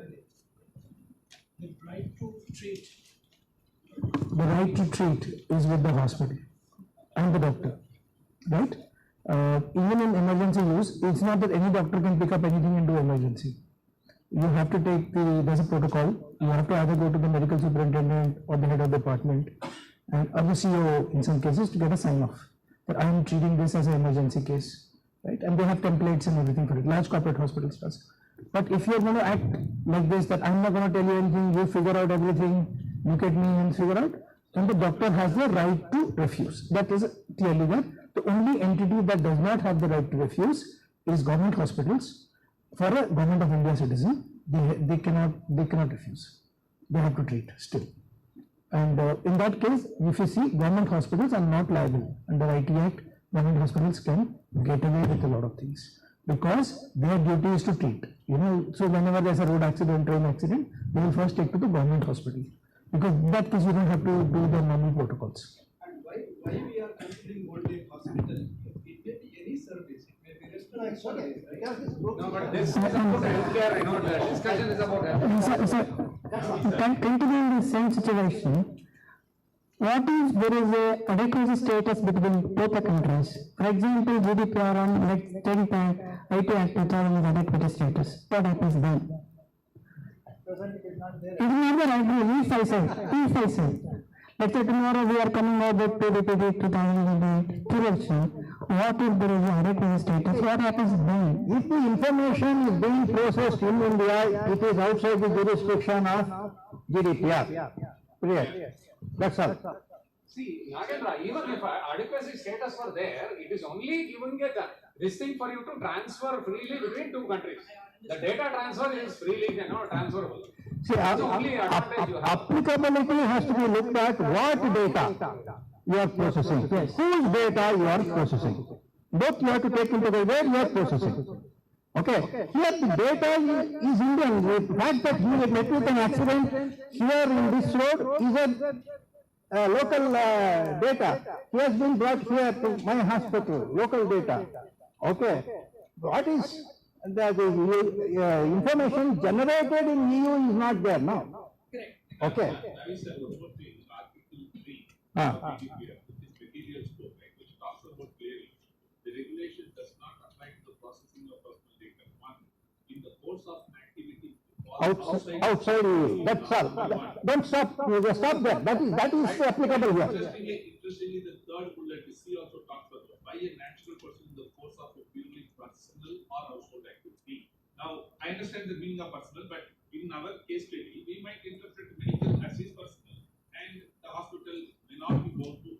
As Rajesh said, if they are taking it like a moral risk, that's fine, right? And as long as they know what is this law is. No, my point is, do you have policies for this? Is the only question I am trying to just in terms of compliance. You should envisage such things and have a policy of how to handle such situations. Okay. Just a sort of voluntary things from the hospital. Pardon? Such a voluntary thing from the hospital. Yeah. Make sure that you are secure. No, you should have it as a part of your policy which appears in your website, because that person is not going to ask you what is your policy today. It should, because if it goes to a court, you should be able to tell the court that this is a general policy we have, it is already available on my website, etc. So it is a policy which should be implemented prior to this incident and properly published. Then you will have better ways of handling it. Okay. We'll come back to such things again. Yeah. So my question was, like in case if the patient's past history is required, and that has to come from there. What exactly, if we request for the request, okay, the details, how exactly that is? If the person can give you the consent, there is no issue at all. Okay. If this person is not there, but you find out from him his address or medical card or something like that, you call that hospital.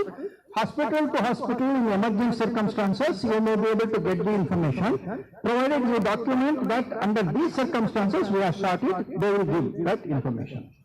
Okay. Again, documentation is another aspect. Whatever decision you take, you have to document, and it should be available for even medical negligence claims which may come later on. Okay.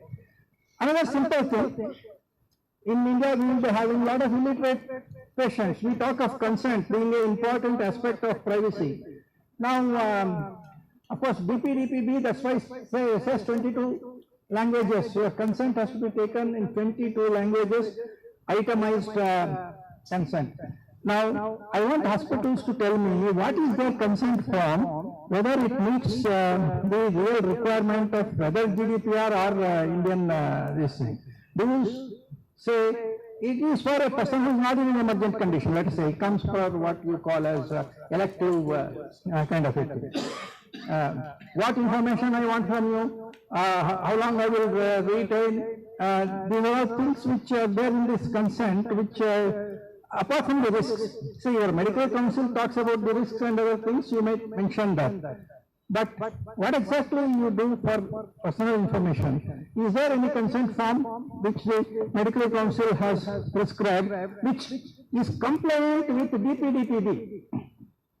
What about blind patients? So it is also in the trial use.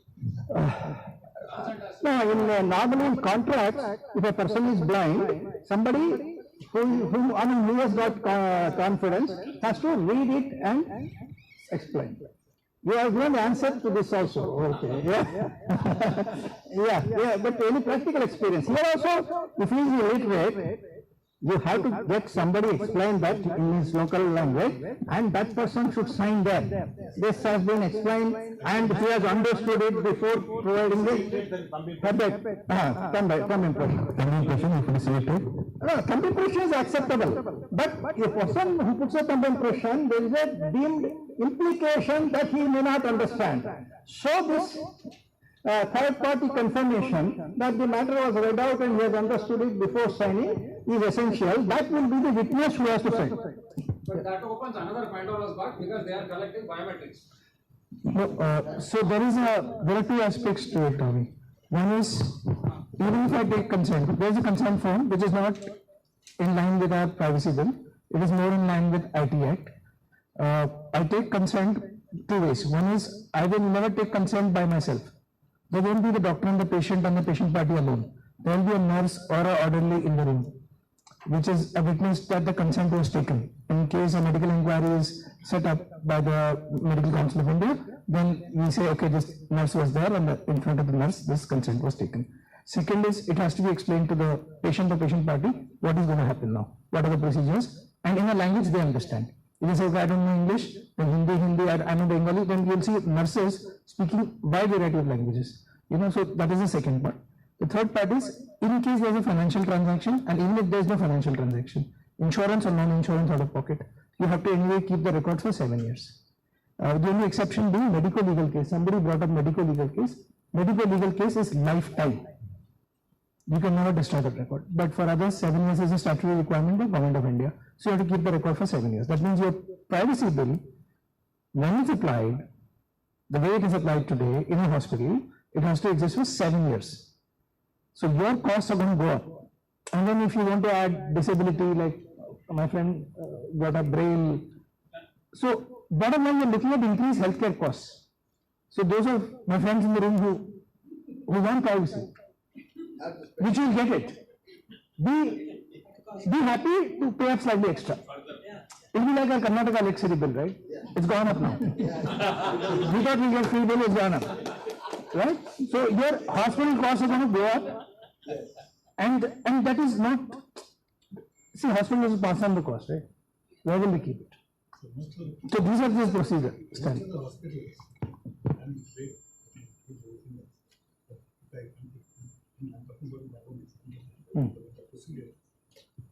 Right to the last minute, the form comes in. You don't have time. Yeah. And that's by default. And one wrong thing, Navi, that's happening, which we should address at some level.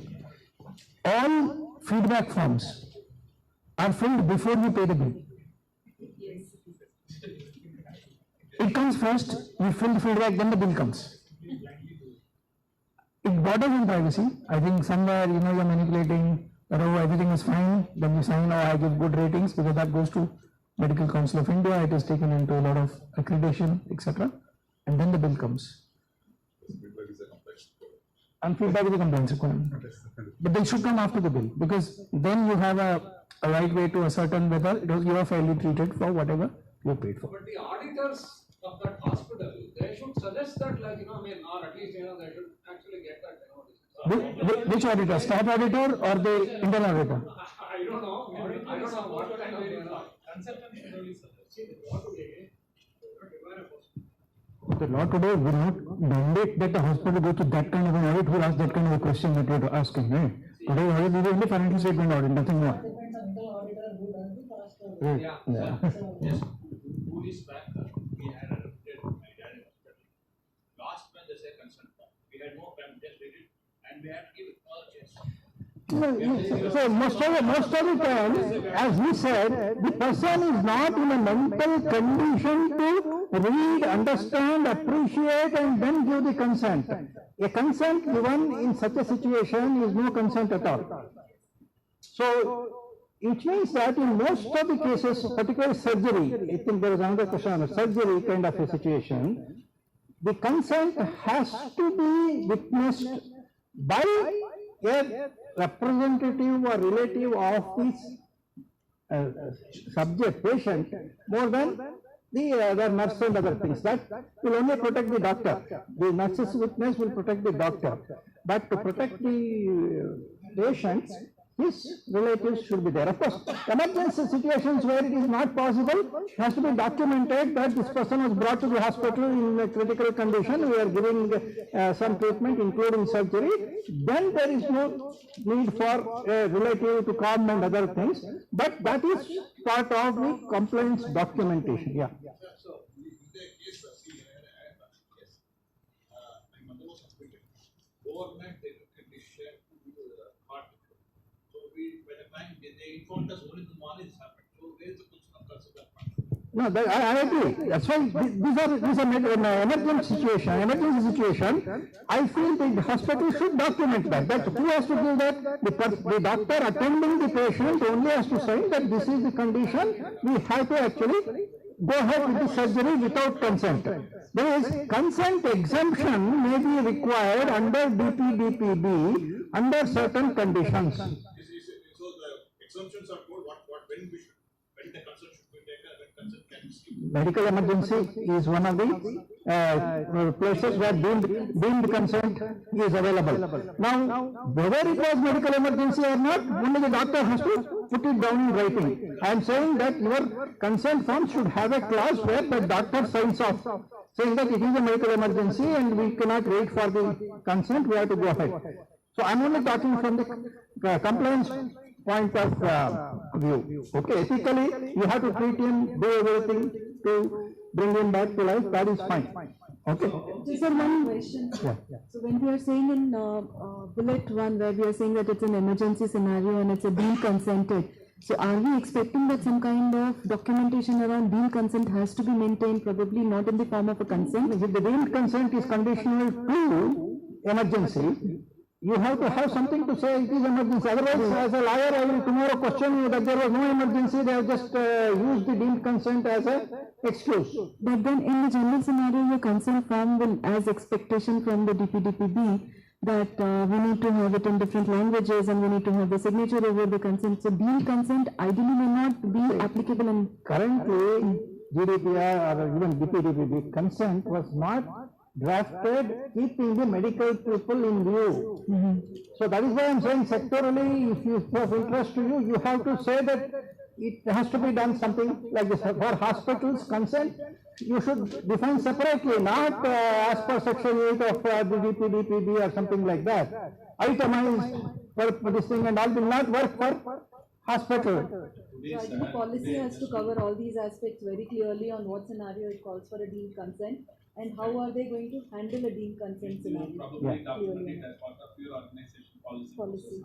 Yeah. Today what's happening to answer him, that kind of medical emergency where I had gone to town, it was an hospital. Now let's say that it's midnight, they move the patient to the other ward to ICU. Yes. Obviously they cannot take it because we are not there. Next day morning as soon as I go, they immediately call me and say that they have taken my signature. Right? Next day morning. But however, when you are coming to that means they are applying the deemed consent.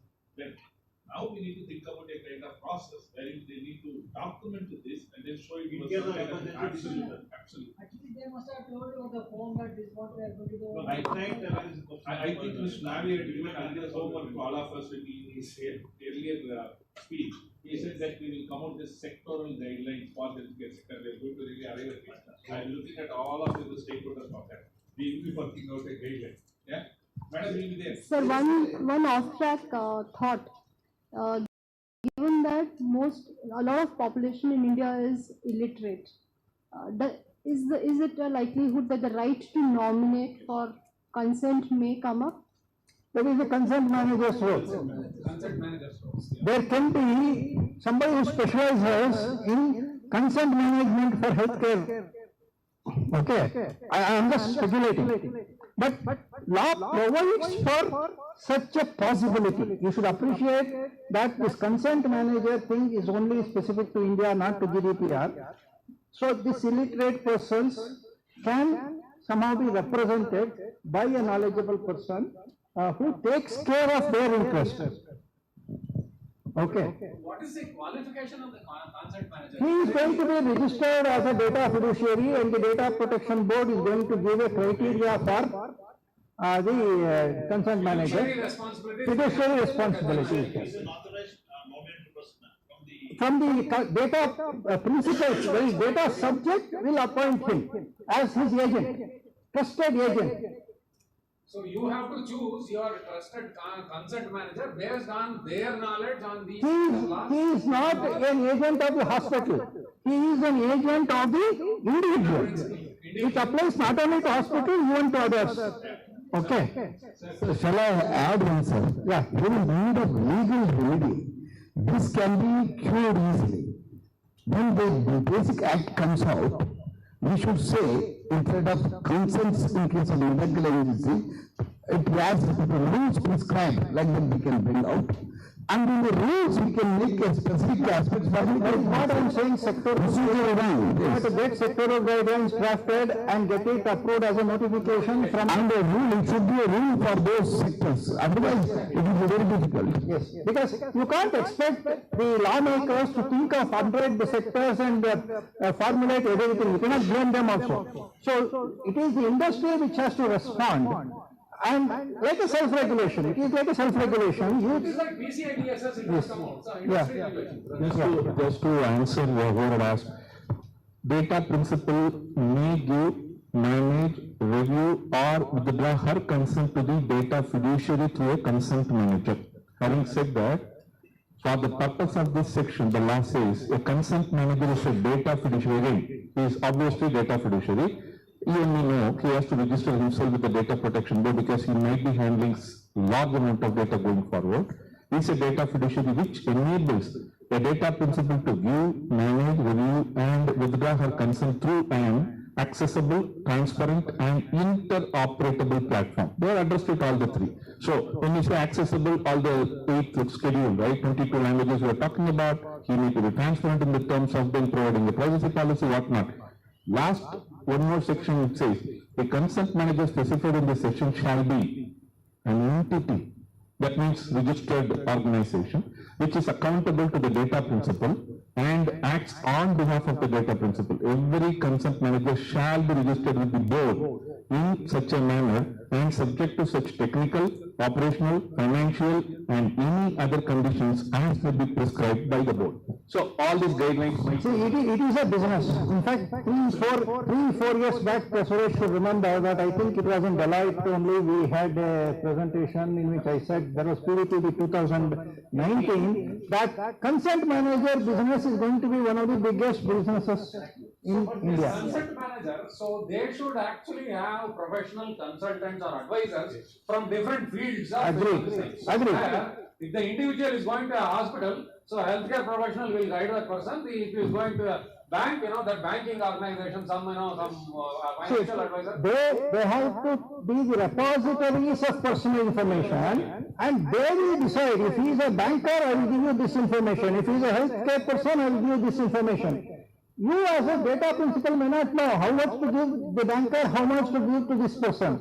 You are a specialist, you will do that, you de-identify, you anonymize, whatever you want. If somebody wants only anonymous information, I will give only anonymized information. If somebody wants, I told you, limited data set can be limited data set for financial processing, limited data set for health processing, something else also. So that discretion has to be exercised by the consent manager. It's a great business to be in, but of course all the risks, heightened risk compared to other data fiduciaries. So Navi, I see the consent manager or this entity highly helpful in the rural areas. Rural areas, illiterate persons. Yes. So I have a slight problem with the word illiterate. In India, we have official government figure of 70% literacy. What I've understood is a lot of the villages where we go for medical camps or something, they understand the local language. They are very conversant, they can write also, most of them. Now the challenge with them is awareness. Yes. And awareness I can question even the urban guys. Yeah. If those of us who go to restaurants and give our number, I mean, we are supposed to be super educated, but we do that every day, right? And then we get all these spam calls for cards we don't want, or houses we can't buy. But I think in rural areas, like you had self-help groups, from financial services perspective, you have all these cooperatives that are there. I think the consent manager or the consent manager entity, I will see a lot more of them in rural areas. Because in rural India, as opposed to urban India we bang on ideology, rural India we bang on trust. And the trust is only there with local individuals. So I do see a big business, undoubtedly. I see a business more in the rural areas. Urban area, we may not, all of us have our opinion and we may not do it. So that's one limited point that I want to add. The second point I want to add is, I think the governance layer on top of this is going to be very critical. I think in India we have road to hell is paved with good intentions. For us, I think our laws are excellent. Even IT Act, Navi, as you said, is such a progressive act. If you look at it, 2000. The implementation of that had been a problem, the governance of that had been a problem.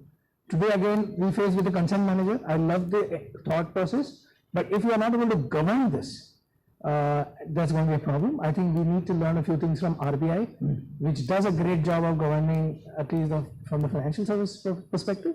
But healthcare, unfortunately, our governance is very poor. So we can do, let me not say it's poor, I'll say that there's a lot of things we can do going forward. So I think from a healthcare perspective, as is focus on healthcare, the consent manager entity has to be governed adequately. That is what we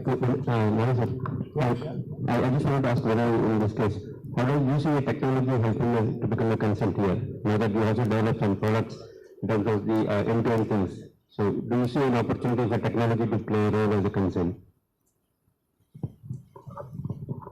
But pseudonymization gateway.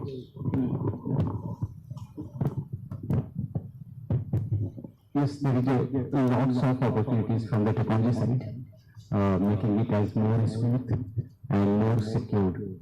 So if you look at when we were talking about two of the hospitals or two of the different geographical locations, we are trying to send or receive the data, right? On what way we are going to get, right? How we are making sure that that is also getting secured, right? And there is not much you can hear that solutions available right now at this moment. Yes, there are few, I'm not denying that, but there are multiple things which is happening. One of the products that we are working on right now, that is also on that side. Navin sir is helping us on that side. So we have POC ready on that side. Like suppose you want to send a set of data, right, to another place for some kind of processing or any other thing, right? It could be like same geographical location or outside also, right? And especially in India, when we are having lots of things which is here as an organization where we are processing lots of data in terms of financial or maybe like a BPO or even in case of healthcare and all, right? So how we are making sure that the data which is coming from there is not is getting completely secured, right? So we have used there multiple things like you can send the data, right? You can just identify which are the personal information, right? And based upon that you can set like whether it will be pseudonymized, you want to anonymize, you want to make it as like a mask, right? You want to get it encrypted with like a highest level of encryption, right?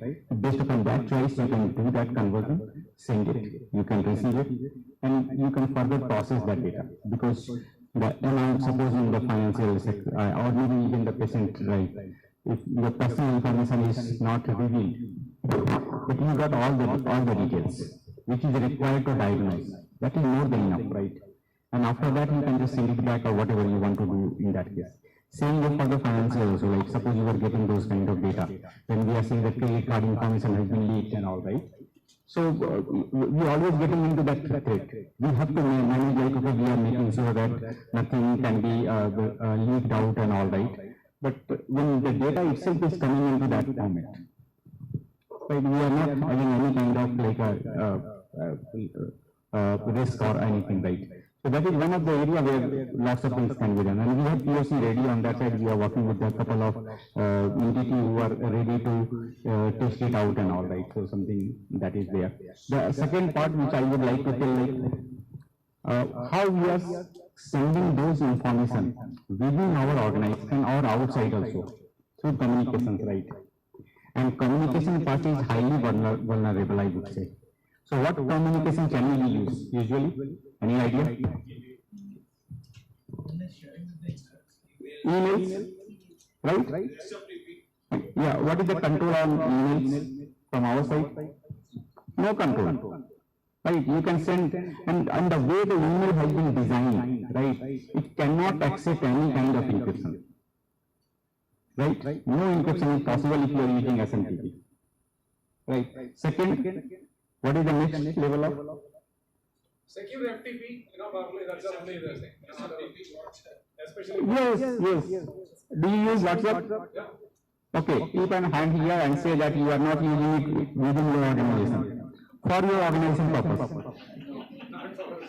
Even though your organization has not told you to use WhatsApp, But what we do, for our team, we create a small group, right, and we send. Have you worked on this? Right.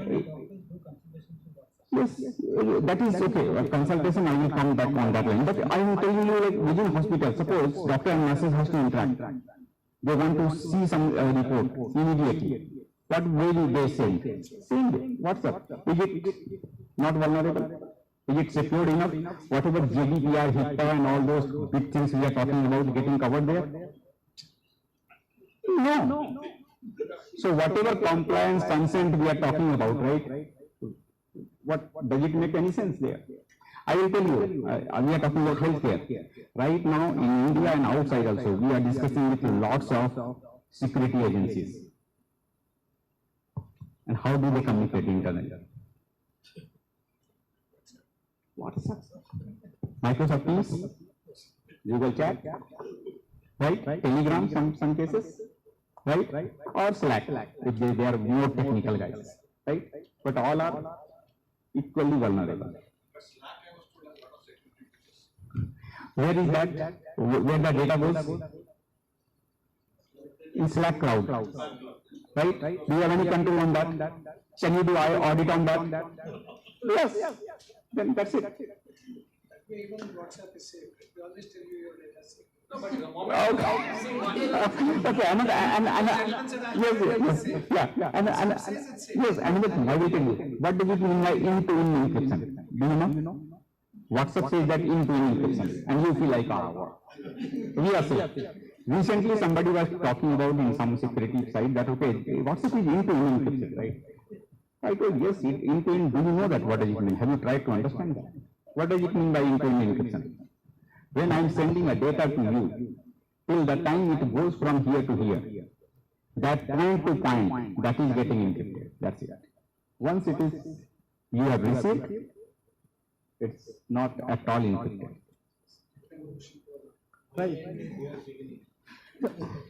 Actually, for medical technology, we need to see it from different angles. Actually, see one is on definitely on the information or whatever the data we collected through consent and different ways actually.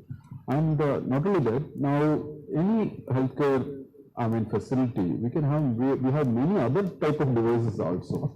These are also just collecting the patient data. There I don't think actually any consent or anything is there, because if you see any for treatment, because customers they can tell because he is very close to these devices. So all these devices actually collect a lot of data and it transfer, because all these devices are connected, whether within the facility as well as sometimes actually it is connected to some other hospitals or some other network even outside the country also.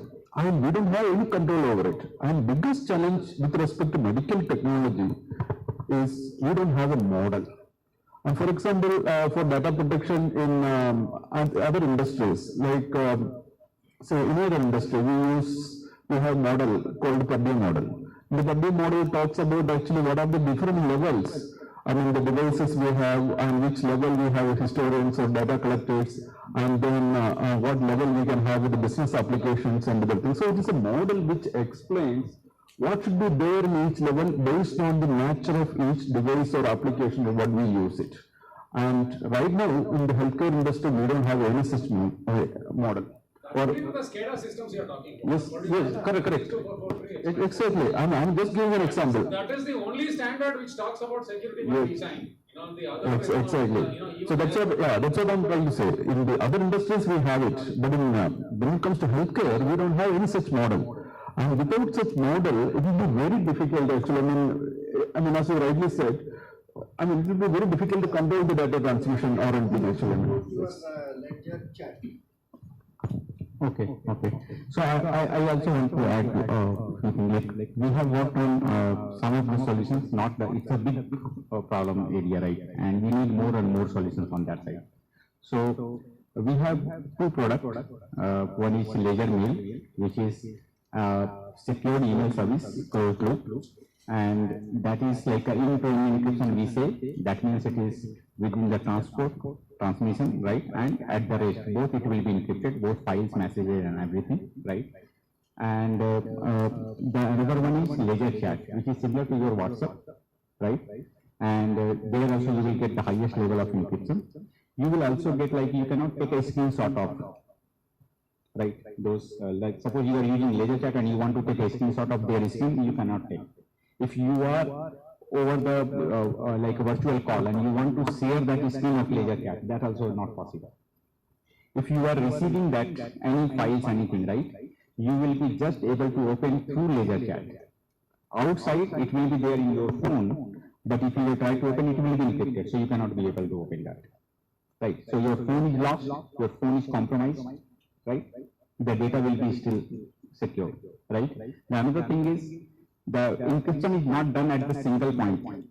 So each user who are going to use it will have their dynamic keys generated, right? So there won't be a case of single point of failure. The key management is done with the latest technology like a multi-party computation, which makes sure that your keys are highly secure. At the same time, it gives you that audit and compliance part as well, right? So whatever we are talking about, like a HIPAA compliance and all, right, GDPR, it will be applicable on that side, right? So because you can be able to do that audit based upon the log activities and all, right? So that is possible. I have a question. So what's the, how do you, like, do you have connectors to, API connectors to all these standard databases like Oracle or SQL or something? So because the data ingestion has to happen into your application, then you can actually do this, this whatever, the encryption and all those things, and then further process. So how does that work? So your question is how it will connect with the different databases, right? Exactly. Yeah. Okay. So I want to encrypt, or I want to pseudonymize, I want to do something on the data, before I share it with the third party. But what about the third party ecosystem also? So do they have to have this ledger in their application systems so that So if you are talking about ledger chat, yes, of course you need to do it. But you are talking about that data transfer part, right? Yes, of course. So there is two ways. Yes, of course. If you are the party who wants to send the data, right, securely, then at your side also you should use this application, and then you can be able to. Otherwise, suppose you are not using it and I am getting it, right? So instead of directly sending it to my databases, right, data source, what I will try to do is I will just do that pseudonymize or whatever way I want to protect that data, and then I will put it into our system so that it will be like a secure, and even within our organization, no one will be able to misuse that. Right. So that was the thing. The last thing which I want to tell, like both ledger mail and ledger chat, if you look at, right, they are not cloud-based. They are on-premise. Cloud-based means we are not hosting them. We are not taking care of any of that data. We do not be able to access that data also. It will be within your premise, your cloud, whatever you want to. Right? So that way we are just giving you a way to make sure that your communications are secure. Right? You own your data. That's it. No, that's correct. But I just wanted to know how the encryption, these things works, and then the data injection, right? No, that is a factor for the pseudonymization thing. Correct, yeah. Yes, that is for each of the kind of database, it will have the API, collect it, and then pseudonymize it item by item. See, it is not like picking up the first 4 identity parameters and removing it and replacing by one proxy or so and so. Each item is replaced so that processing following that will not be affected. If you have got a processing system. Latency, suppose like I do this, so there has to be a downtime, the processing time increases, and then there is like this thing. So have you? Is there a latency? There won't be any latency. So whenever you are, so what happens that there will be an agent which will be keep listening wherever you want to have that file, right? And based upon that, it will be processing. It's an endpoint device, like agent on each endpoint device. Yes, that's yes. So, this device, what we are talking of, is the best solution for data transfer from country to country, even including your STEMS thing and other things is covered here. Otherwise, there is no way there can be a STEMS compliance. Okay. Now, I am telling the GDPR data exporters, don't give me any identified data at all. You please pseudonymize it at your end and send me only pseudonymized data. I will process it, and when I return it, you can de-pseudonymize it and use it. And my legacy process system will work as it is working now. Only thing is, instead of Suresh, Kodandraman's name will be there, it will process. Rest of the things will remain the same. the risk of data breach at my end is substantially reduced. Okay, and in a large organization with 10,000, 20,000 employees, I am not exposing the identified data to all the 20,000 people, I am exposing it only to that team which is handling that gateway or something like that. So that is one of the things which he is developing. This ledger mail is to replace your Gmail kind of a thing, SMTP, where you have a PKI-based encryption. PKI-based encryption is from individual to individual, so it's not server to server kind of a thing, and it is on-premise server also, so nobody else is getting that. Ledger chat is also for the communication within a closed group. Now you have to create a closed group. If you are one organization, all the employees can be in the closed group. If you want to add a section of your clients into that, then you have to make them the members by telling them that please use this, okay, instead of something else. And so it will overcome this WhatsApp risks also. WhatsApp, you know, now is connected with Meta and all this will immediately go elsewhere. No control is there. First and foremost, if you are sending on or like, you know, uploading it to Gmail or WhatsApp, it becomes their property. It's becomes their property. It becomes their property and you don't have any control. Yes. Even your corporate data. If you are uploading it to Gmail, then it's become their property. So all these three products are unique. Okay. It has to be tested and worked out. That is the safety question, right? You know, so in my perspective, you know, technology can only get you so far. Ultimately, it's about how, you know, the individual is aware and how much, you know, they know about privacy, or otherwise there are loopholes to everything. So that needs to be considered as an important aspect into privacy. But, you know, I have a separate question. We talked about consent manager, right? Consent manager as an entity. I see that government is more and more active as a data fiduciary. Aadhaar, good example, right? Do we all expect in this room for government to also be the consent manager for everything around the world? Is that something that we are envisioning? We want to do that so that government also will not have the private information, that's all. In fact, this consent manager business can be as big as other business according to me. Okay. People don't trust the government also, no? Today we have got our concerns about the government also.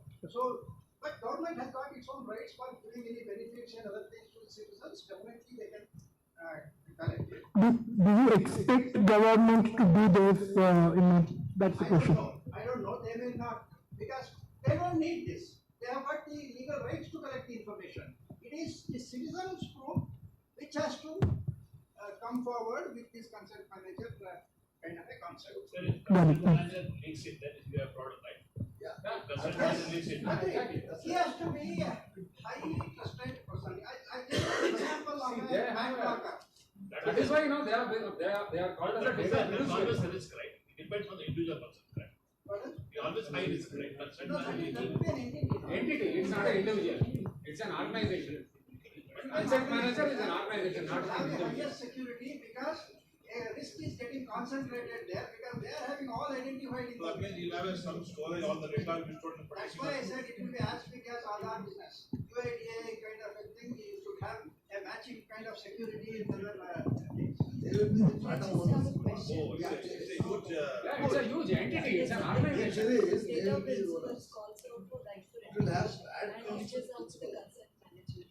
Consent manager eventually goes to the data fiduciary and seeks the information of the individual. Now, the transaction that is happening between the data fiduciary where the data principal would have given the data is coming to a consent manager, and that consent manager is then passing on the information, those personal information, to the data principal. What kind of, one is the legal basis through which all this transaction is being done, and secondly, what kind of security measures that we can look at. I mean, I think that would be one of the biggest problem or concerns. How is this chain going to be? So legal basis is provided because the law recognizes the role of a consent manager. He is getting registered with the data protection board. As a data fiduciary, they will be giving a series of rules and regulations which will have all the security requirements and other things. They have already covered So that would be the central government's expectation that they will be coming up with that. consent is an entity, and how actually it triggers them.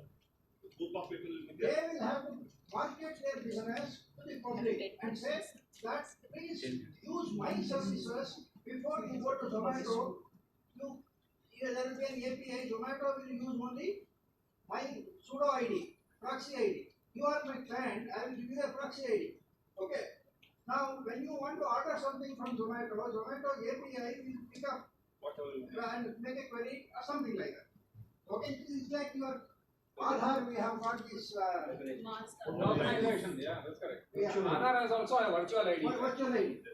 So virtual IDs may have to be created. So it is a big business. So consent is an entity, not an individual person. Not Entity. No, it's an organization. It's an organization with the highest level of security and trust. Okay. It will be like the State Bank of India kind of a thing, not an ICICI. It will add conceptually and they should have their own policy of retention and deletion also as a matter of fact. And they should have their own policy of retention deletion also. Everything. It is a more responsible business. No, but it's easier to hack the consent manager than to an individual, right? So you just got the part there. Yeah. But even if it is an organization or an entity, ultimately the work of DNAG has to be done by a person. Exactly. That's what I was That's the risk is there. That risk is there. That's why the risk is there. That risk is there. So like Aadhaar, same thing. Aadhaar also lot of data actually happens. Same thing happens. Sorry, you are talking about the technology, like end-to-end encryption in the WhatsApp and other social medias. So you told that you are having multiple encrypted points. So who will validate that? You are telling that, and then like WhatsApp, right? It may be like another WhatsApp, end-to-end encryption. Who will validate you or certify you against what standard, right? Okay. That's a good question. Yeah, right. So, So what we are doing at our end, we are doing multiple level of audit. One is our internal, then we are also doing external. Right now we are doing a DPIA, right, which ensures that whatever we are talking about is there in that application. So if I am saying that our application uses AES-256, right, that algorithm, so that validation will be happen with that, right, with the third-party audit, right, and that's how it will be able to. Another thing is what library and what standard we are using to have that. So that also we are reviewing. If you look at, like MS Teams also says that they are doing encryption, but if you go to their website, they will say that we do both. That means transit also and by rest, at rest also. Transit, they will say that what kind of algorithm they are using, but at rest they will never reveal what standard they are using. Right? They are using BitLocker for at the volume level they are doing some kind of encryption, but they do not say that how that each files or each data are getting encrypted. So in our case, we are just coming up with all the details, which will be able to validate by anybody if somebody feels like, okay, it is not maintaining, having that thing. The another thing is we are far away from that WhatsApp and Teams and all, because they are only giving cloud solution. We are giving on-premise, so your data is with you. We are not saying, we do not have any touch on that line. We are just giving you a mechanism which will making sure that you are having a secure communication, that's it. Under that, what is there, you have to just take care of. This is basically like setting up a specific organization, they have to set up an encrypted network for them. Yes. Like the way we have a private device getting secured. Yes. And one more thing which I would like to add here, like our Ledger 5 products, right? This year we have been selected in for incubation in National COE, if you have heard about National Center of Excellence, which is done by DSCI, Data Security Council of India, and NITI, both together. So we are part of them, and we are getting lots of guidance and support from them. I think the whole concept of encryption is into question right now, because there is this question of post-quantum cryptography, post-quantum encryption. So that world in general, like if you look at the regulations and if you look at the technology in general, it's changing extremely fast. And I think for the last 10-15 years, that technology has remained as is, 15 years. But now the whole concept of encryption in the post-quantum world, when the quantum computers are, they are more powerful, and how it will be very easy to break the encryption and the mechanisms that we have today. So I think that in general is changing in my perspective. Yeah, I would like to answer you, right? What you are saying, that is 100% correct, right? And there is lots of glamorization on in the name of quantum at this moment, right? The highest one right now, whatever algorithm is there, that is AES-256. It may change in future, I am not denying for that part. People are working on that side, so we have to accept and adopt. Right, it started with something like we were talking about SHA and something MD5 and all, right, and we have just traveled that journey, right, and technology will keep evolving, right, so we have to be with that. The encryption will never get changed, the concept will remain same, right, the algorithm will get changed, right, and we have to adopt that. That's it. I'll just give some perspective to all three of you. I think three of you had a similar question. Our understanding of data leakage in this case is that 50% of it happens because of human behavior. Some are on purpose, some are by mistake. So no matter how much encryption he puts in, if there is an employee on your side who is not aware, and that's why Navi was talking about culture and awareness. If they are not aware, they will leak it. Number two, I think there is a high degree of sophistication on hacking activities. When we talk about healthcare, our healthcare system is the second most attacked system in the world. Hospitals, number one being France. Our pharmaceutical companies are the second most attacked pharmaceutical companies in the world. Number one is US. What we have observed over the last 3-4 years is the hacking has gone out of the basement. Usually used to have lone wolves who were sitting in a basement hacking. It is shifted to corporate offices, where there are proper organizations, just like you and me, giving somebody a job, except our job is slightly gray, and you have to hack. I believe that all we can do is adhere to the law, like IT Act gives harbor to a CIO, if he has demonstrated that he has taken the necessary security measures. That includes, your network security, your endpoint security. He has audited his security measures, his privacy measures, and he's got, everything upgraded, patch management has been done, etc. And the stat auditor or the internal auditor, if they submit the same in the report, then he's safe. And that's the best you can do. My personal belief, this is not my organization's belief, my personal belief is if somebody is determined to come after you, then there is no way out, because these guys are way too smart. Yeah, and there is no control for stupidity. However much, you can send awareness mails and all of those things, people will still click on those links. There is no control for stupidity. There is no control. So I just want to add two things here, right? Awareness is very good, right? But at the same time, we have to also make sure who needs what kind of access. If we are not giving that, and we are keep accessing, keep making that awareness program very strong. I have seen most of the IT companies, right? They will have very defined email hacking, phishing, and all those kind of awareness program, and all will watch, right? And they will be having every quarter. You have to go through with that. You have to answer the questions. If you have not, they will again send you and all those things, right? But still, you will find that phishing attacks are there, right? Why? I will tell you one more thing.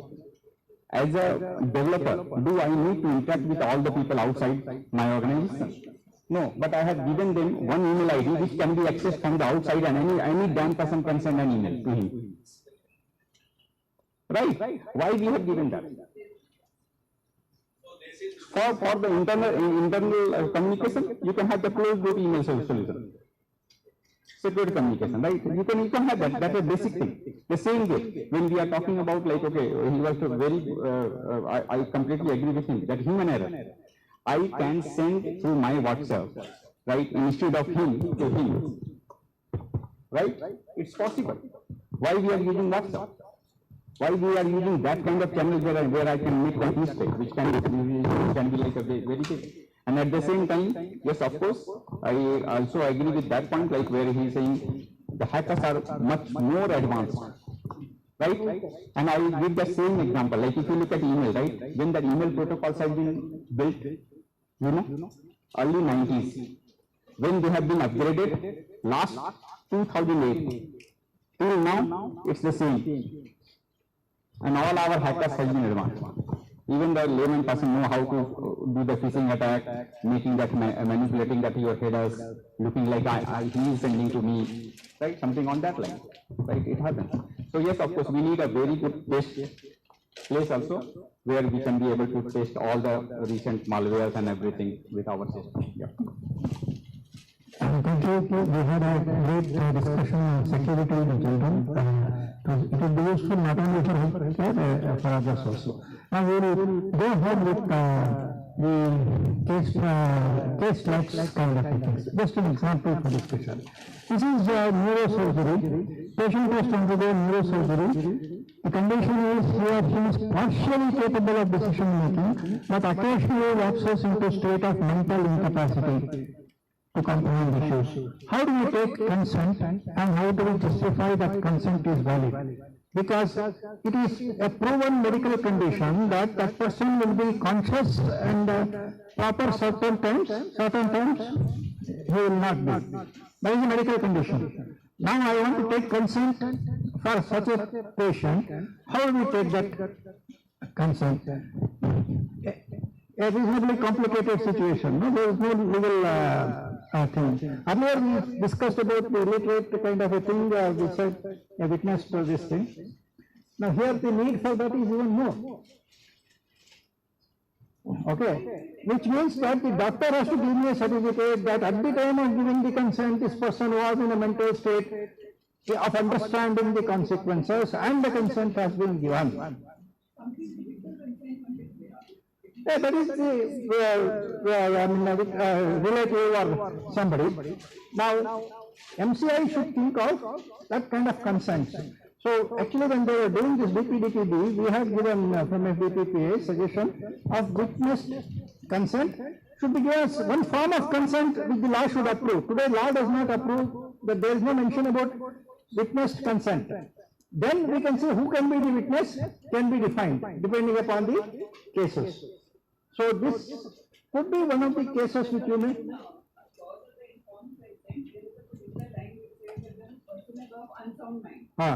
In this case, he's occasionally of unsound mind. I am talking of a situation. It happens. It happens. Sometimes it happens even in drunken state also. Contract Act recognizes that. Yeah, it is different. Okay, but it could be a medical issue also. No? I hope doctors can confirm me that the situation is possible, but it occasionally is sound mind, occasionally. that would fall into the same category. If it is occasionally unsound, You are yourself a doctor.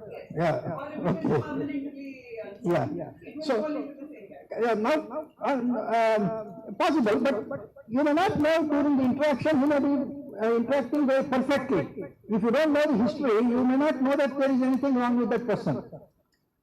Because he is occasionally of sound mind. That is why we take a very comprehensive medical history. Yeah.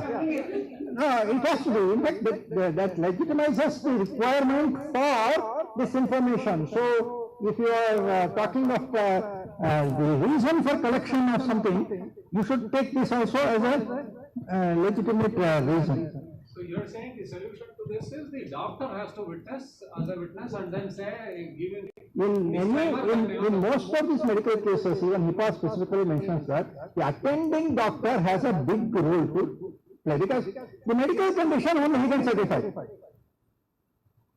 After that, if I say that you are in a condition to say, give consent and you give consent, it is fine. But other than that, who can else give the consent? Okay, you say relative. Does anybody who comes along with that person is a relative? You have to check. No, definition of a relative. What is according to the law, what is the definition of a relative? I go with you and say I am your brother. How can the doctor check that? So, no. They say patient's attendant, they will not say patient's relative. Patient's attendant. And of course, there will be a column like how it is, how it is related. But the primary word they use is attendant and not see. No, I am saying that is an additional responsibility which the hospital or somebody has to take. That's all I am saying. One thing to add to doctors. Consent has been taken, and then how can go back and then prove that whether partially capable to make decision question. No, I will answer that. That will be contested. I say, I am the legal lawyer, I will say that you got the consent when he was not in a position to do it. I am only talking of a lawyer. Okay. No, it doesn't go. No, that's why I say it has to be documented. Tomorrow you do not know who was the doctor who attended him at the first place itself. No, do you have the documentation in a big hospital? Somebody attends, duty doctor will attend, somebody else will attend. So basically we are talking of procedural requirements to bring in policies which attend some of these special issues. And see, in all privacy, we say privacy is the right of choice. We are talking about a situation here that the person cannot exercise his right of choice. So the entire privacy concept fails in terms of mental condition of a person. Maybe the doctor was right. The only thing that will happen in addition to that is a neurosurgeon or a neuromedicine expert has to certify that this person is of unsound mind. Yeah. Because that is what the court of law will ask for. In the court of law, they will call as a medical expert to know. No, even before that, before I take consent, suppose you tell me that I'm fine, I have this issue, but I'm, as a duty doctor, he's right, as the attending doctor, I am not sure, the sensorium looks off. I can always ask for an evaluation, right? And the evaluating doctor, whether it's a neurosurgeon or a psychiatrist, will tell me, this is not the right person, we should have said somebody from his family. That is how it works. So normally there is, what happens is, even I had a surgery in Japan. So normally what they do is, like the doctor before taking us to surgery, they do the pre-checks. And pre-check, they will do the checkups, everything. And doctor gives the consent, he is okay to undergo the surgery. This happens in hospital. So the same thing can be followed, right? Instead of like we look at the witness or relative who gives the consent, but they go say that go ahead and like, okay, the patient can be taken for surgery. Is very much fine. And the second is the doctor consent is like he will look at the medical condition of the patient and will tell is it okay to go ahead with the surgery. So there are two concepts. Okay. I am saying documentation. I am talking more and more about the compliance documentation.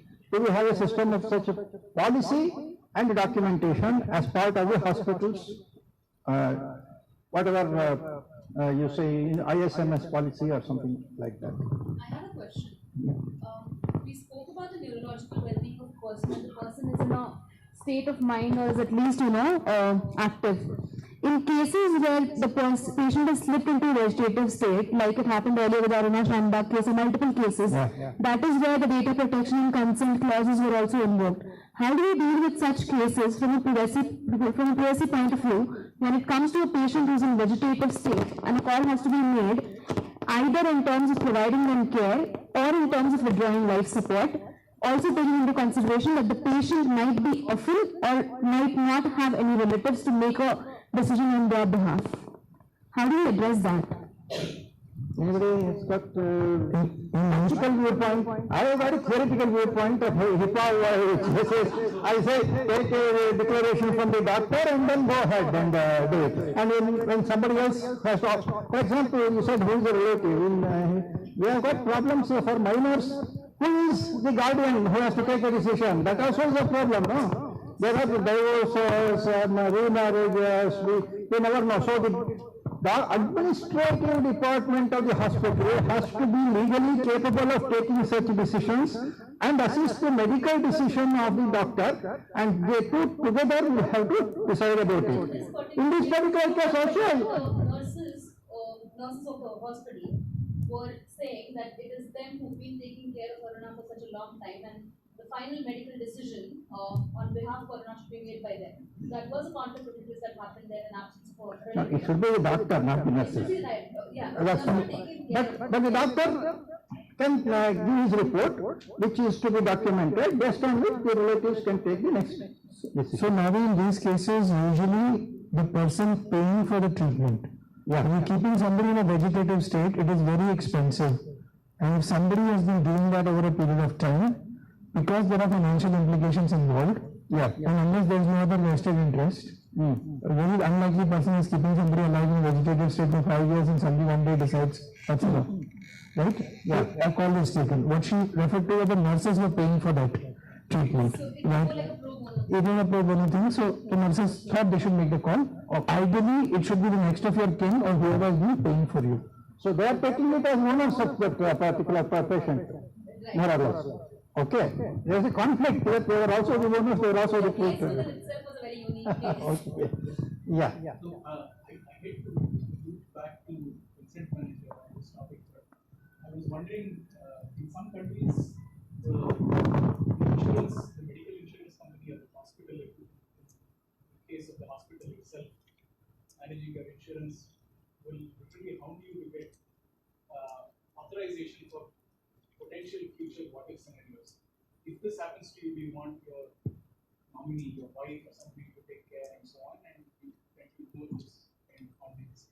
But it seems like that's something that the consent manager in this case can play a role with, where they can say, however unlikely do you want to have some authorization in place? Probably we are also leading to this question that which has come in DPDPB about nomination of health data. So health data nomination is transferring of the data after death. So what we are talking of is during the lifetime whether authorization can be given to somebody to take a medical decision in the critical situation, which is a normal power of attorney kind of a situation. It's a normal power of attorney kind of a situation. When the person is alive and he can take a decision, he appoints somebody else. That power can extend to taking medical decisions. So legally I think that is okay. Nomination, this one, the legal heirs of a patient claim the ownership of all medical data of a patient who has expired during the treatments. Let me say, even knowing that some person has made such a decision can be privately done. So I just want to say that that also would qualify as private personal data. Yeah.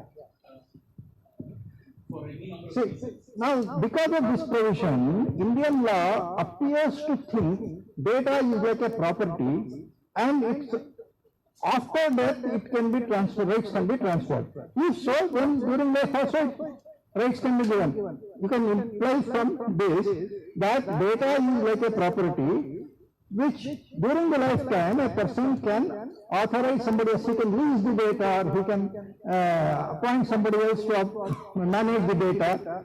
That inference you can draw from this. But here there is one more issue.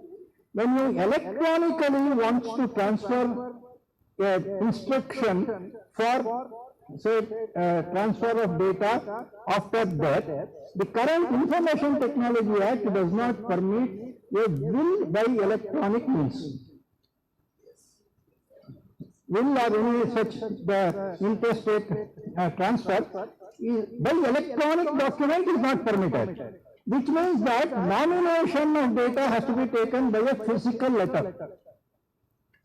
If this law comes, unless ITA 2000 is amended with the BIA. Okay. So, hospital consent, does it involve nomination? At present may not be, in future you should.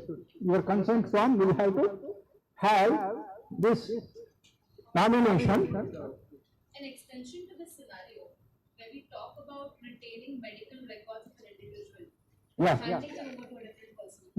In case of adoption, how does this work? Because if a child is being adopted, then his or her medical data can be utilized to trace back to his or her birth parents. So isn't that a violation of privacy and trust both? Adoption law separately it is there. There should be a separate law for adoption.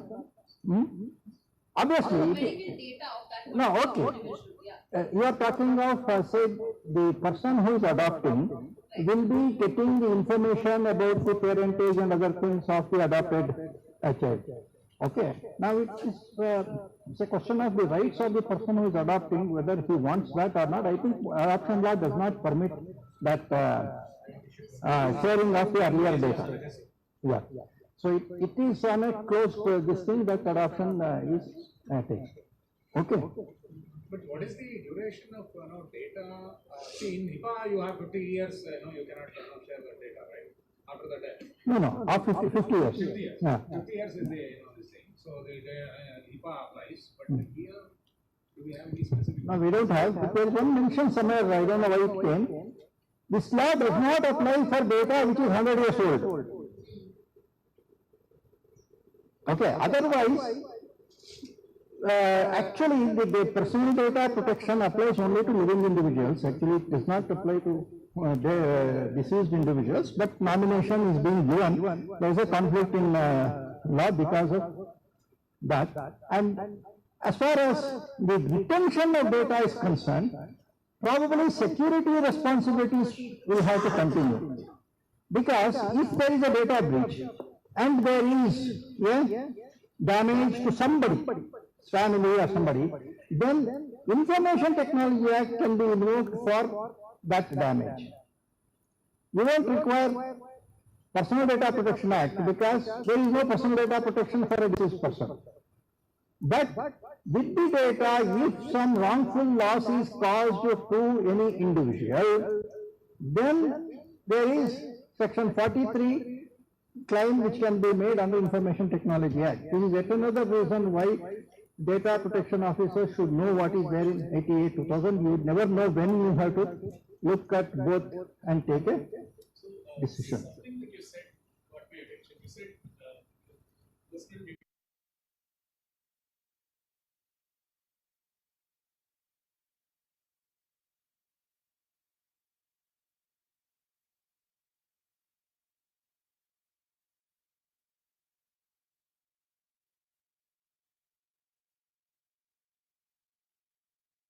Data belongs to an individual. Protection responsibilities is for any processor. That processor can be a HUF or a company or a partnership firm. I believe it's more directly said. No, the word person has been used. That's why we're having it saying. Personal data is about an individual. That is, data about an individual is personal data. That is protected. Now, the data of fiduciaries' responsibilities are whether it's a company, whether it is a government, whether it is a partnership firm, whether it is an individual who is processing it for business purpose. Individual processing it for domestic purpose is exempted. Individual data processor, if I am doing a business in my name containing data, I am also a data fiduciary. In that context, HUF will come. Okay? Now, you look at it once again. This person can be a protector or the protected. So, just in that one regard, you don't have to go further. It seemed like that was a very broad definition when you compare to other regulations like GDPR, where it's very clearly natural person. HUF concept is not there in EU now. True, but there are other entities as well. Other entities are there also. When they say exemption for personal this thing for domestic purpose, there is no protection for processing by an individual for non-domestic purpose in GDPR. Partnership, proprietary, society, education institute, trust, all that come in there. In GDPR there are some exemptions for charities, church and other things, that's different. Page 4 of the PDF, the act itself, or the bill says, the bullet 12, it says person within quotes includes an individual. You are talking of definition clauses, okay. But I gave you the interpretation that person for the purpose of being protected is an individual. Person for the obligations of data fiduciary could be also a person, also a HUF, also something else. Is that what the DPP will say? Yes. Okay. Yes. Because when you introduce other possible entities than just a natural person, then, for example, in HUF, then there are complications because it's a family and then you can... No, that is a business entity, for the business side, no. It is not talking of personal data or the HUF component. It seemed vague, the bill seemed vague in that. Now you read the definition along with the definition of personal data. Okay, person is there. What is protected? That is personal data. HUF data is not personal data. It's very clear, sir, that the next to Actually, he is confusing victim, the principal, and the fiduciary. In fiduciary, those establishments are there, but as a principal, it is individual, with an identifier. Yes, you are the individual company. Then there is how the bill is actually reached there. So you take the HUF kindly help me. Let's say that there are 5 people today as part of HUF. Let's say one person is no more. What will happen? Only remaining 4 are part of HUF. Right? So if I were to draft the bill, I wouldn't have such a broad definition at all for person. No, their person is. No, for context. Context, you see. My understanding of HUF is that let's say there are 4 people, one person is no more, fair enough. These are nothing to do with that. Now law, read the next bullet 13. We clearly say that personal data means any data about an individual who is identifiable or in a relationship to such data. Now the person is no more, law is not addressing about the no more, then HUF you are taking the day out from the HUF. Understood, but what I'm suggesting is, in some limited contexts with respect to the bill, can you infer additional rights when a person is part of an HUF? The previous example, for example, the use case, for example, because HUF is also defined as a person. Right. In limited context, would data sharing or some other obligations be delegated to other members of the HUF?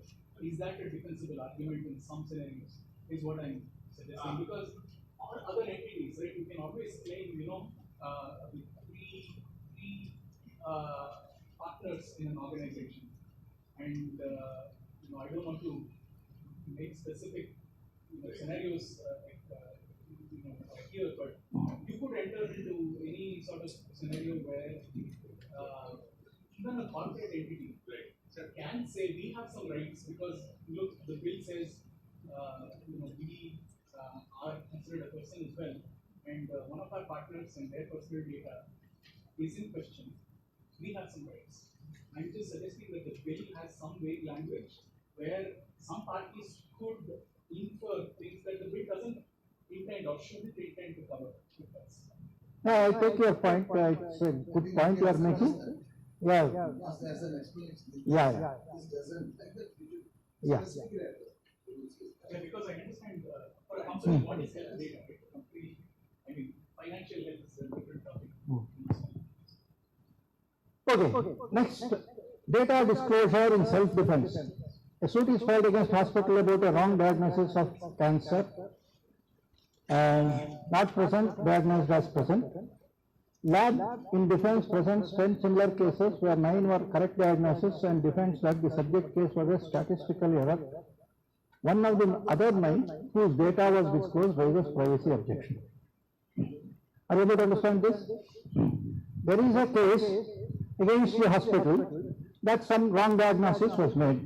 So to defend it, the lab is presenting multiple cases and says this is one of the 10 cases, statistical. But while doing so, they are giving the information of the 9 other persons. This was an actual case which happened in USA under HIPAA. So I think there is a provision even in IT Act where generally you should not disclose any such sensitive or confidential information. But if there is a request or a requirement from law enforcement agencies or court and things like that. Agreed. But law enforcement doesn't want to know who is the other 9 persons. No, it may be patient 1, patient 2, patient 3. They could have shared it. Only thing is that appreciation was not there when they shared it. As I told you, this happened in HIPAA maybe 12 years back. Maybe today we will perhaps understand. So again, this is a policy thing on data disclosure. You must be having a data disclosure policy. Data disclosure for self-defense is permitted. It is permitted under law. But while defending yourself, what other data you are releasing has to be not discretion. It has to be seen with a microscopic eye and then seen whether the collateral data which is released, was it necessary for the case or was it not necessary for the case? Okay. Otherwise, that objection is quite acceptable. Pandemic situation. Diagnostics of a patient reveals infection which is declared as a pandemic. Now, what is the liability or responsibility of the doctor? Doctor wants to report, administrator prefers to remain silent, because if you publish it, then consequences of that. For example, the patient has been there in the hospital for 3 days. A lot of people have attended to him. So if it is a pandemic, now we have to segregate all of those people. Administrator is worried. This hospital will be perhaps quarantined.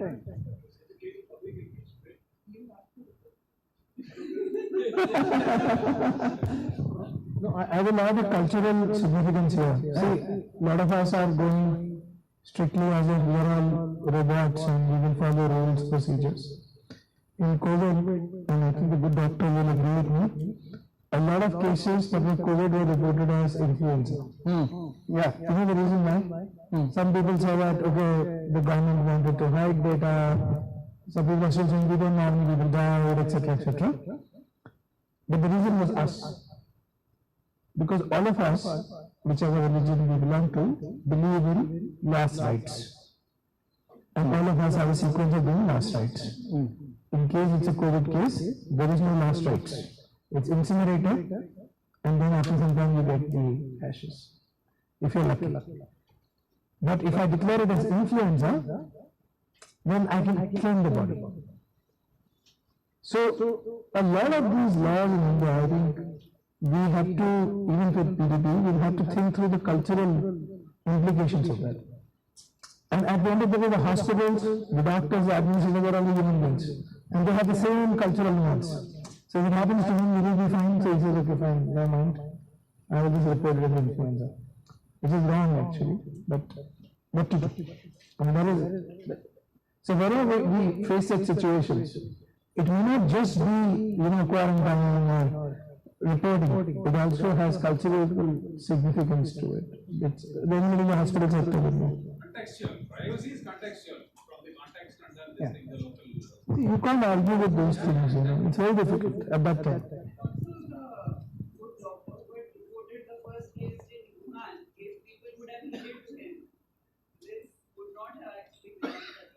Okay.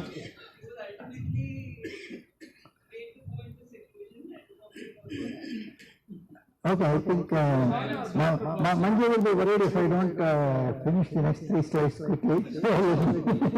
Let me go through it, and afterwards, if time permits, we'll continue. Data disclosure in respect of the demand from law enforcement. That is the basic issue there. Inspector of police calls on the hospital to share the eye scan of a patient for investigative purpose. The person has been discharged, but he may be a suspected criminal. So, how do you respond? One question for you, and this is, it's more of a question I have. I believe the bill is not applicable to government. Because what I heard from law enforcement is that it's not applicable to police, it's not applicable to law, IB. You can say there is exemption available for law enforcement purposes, that's all. So, they can ask for that information, and if they ask, you don't have to say that it cannot be given because of privacy and other things. Okay, just instead of saying not applicable, you say exemptions are there for law enforcement, and that is like pandemic, like medical emergency, it is also there. But what you need to do in terms of policy is, who is the person who can ask for this information? Last time I used the term sub-inspector. Here I am talking of inspector. Inspector is the cadre at which Information Technology Act originally gave the permission. Initially they gave for DSP, then brought it down to the inspector. But sub-inspectors are sometimes considered as in charge of a police station. And CRPC recognizes persons in charge of a police station. These are things which are more legal, which practical kind of people can. Yeah. Yeah. There is a proper notice under section 91 of CRPC, and based on that only you can provide the details. So, in policy, in terms of documentation, but they have the powers. You can politely tell them that I accept, but these are the things. But if there is a need to protect the data before he comes back tomorrow with a notice, you should oblige and do that. Because on a basis of emergency, you might have asked for some information. Before postponing it, you must look at the pros and cons. And in an emergency case like this, the person, the suspect may be running out of the particular place, and I want it here and now because I have to check with the airport whether the person is going or not. In such cases, you have to use your discretion and act. Okay. Hospital CCTV captures a discussion of a registered patient with his visitors, indicating a planning of a terror activity. You just observe. You come to know of a planned cognizable offense. Here, a terrorist, but say cognizable offense. As a beautiful citizen of India, is there any liability in terms of reporting it? I think I will ask Karthikeyan himself to say. Okay, lawyer's response. Karthikeyan. Yeah, the citizen has that responsibility, they can report. Otherwise, they will be colluding with the terrorist. It will be assumed or presumed. Yeah. Very tough decision because hospital may say, I am not in that business. I am a different kind of a thing. But a doctor is also a citizen of the country. A doctor also has to protect the country in a citizen's capacity. Okay, we'll leave it like that. Last. Supreme Court decision has come. As regards to the board, this one happened in Delhi. When two rights conflict, which is more beneficial to the public to Yes. Okay. Yeah. This I think we already discussed with Mr. Vinay earlier about the internal data sharing. Okay. When you share the internal data, whether the security of your WhatsApp and email are sufficient or something more is required, I think he has extensively answered. That's what is, this thing is more or less like an internal application. Okay. And it avoids. Go to flight, go to say any of them. They will when checking, they will know which flight is. They have app. I don't know whether they will give the application or what. They have app. They tell which flight is landed where, what time is landed. So that's an app. Yeah. So that's why it's an application. It is not on WhatsApp. Okay. I think we have had an extent. I think in the Raju also mentioned. So now there is a process and procedure saying that the medical records of one patient can be accessed by other hospital also. In such a situation, data is coming. Now that you are saying that in HIPAA there is such a thing that disclosure from one hospital to another is not is a permitted disclosure. It is deemed consent, but for the purpose of further treatment or something, not just the distribution. If you want to distribute it for statistical purpose, then you have to go for de-identified information. You cannot take anything and share it. But for the purpose of further treatment, definitely you can share. The patient gives the consent upfront saying that my data can be shared. No, consent is not required in that case. Consent is not required. So the hospital can, it is at the discretion of the hospital to share the information. There is a website registered by government where you can store all our public, our patients' data. And it can be accessed anywhere from anywhere. You are talking about data, digital locker, DigiLocker?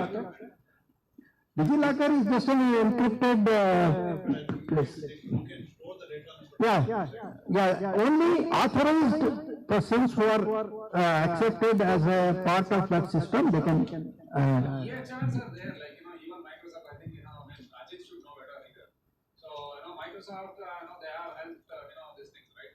The government of India has already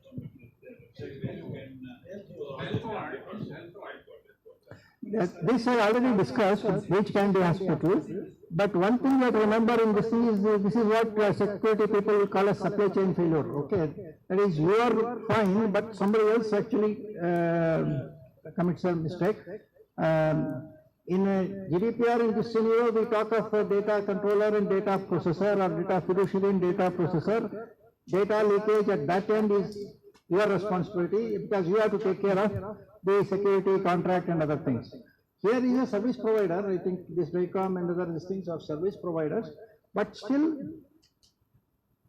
he is a processor, you are the owner. The hospital which is sharing the data, you are responsible for the data breach done at the end of. Third party risk management, so DPR and risk control. So they have to do that, right? So that's what you also have to answer that person's question, right? So he was saying, they was asking Naveen, how do we know that yours encryption is now? How do you know we are better than WhatsApp or this thing? Yeah. So that is how right? So either you audit or you ask for a SOC or something, this thing, right? From third party, big fours or something. Thank you, friends. So their internal control systems are working, in a proper manner. So Actually, one more use what case. Mr. Jerika is talking about is the National Health Authority, where there is a provision that all the medical records can be centrally located and all the hospitals can be privy to that information. Ayushman Bharat. Ayushman Bharat. You have seen even the radio, they say they will can store it. How The only thing is that encryption and all, how is it being taken care of? No, they have to take care. They have to take care. So is it better storing it or still it has to be there? Because nobody has tested. We don't know how the data security is there, whether it can be breached. You want to try it? You can try it. Maybe you will see some other closest to your home, somebody, some hospital calling you, all those things. Yeah, one thing we need to keep it in mind always, especially healthcare, is data breaches are there. Because we have the privacy law and we're all talking about information leakage or data breaches and other things. And data breach, what will be the impact? The data breach impact in a normal situation can be your information leakage or sometimes your reputation or something like that. But in healthcare, a data breach may lead to the even death of a patient or the safety of a patient. That's why it is very critical in healthcare. So no other industry have this challenge, especially when it comes to privacy of individuals. So friends, on my personal behalf, I thank all of you for having contributed to this discussion and filled up your entire available time. Now I arranging this. I will pass it on to Samyogita for further listing. Thank you.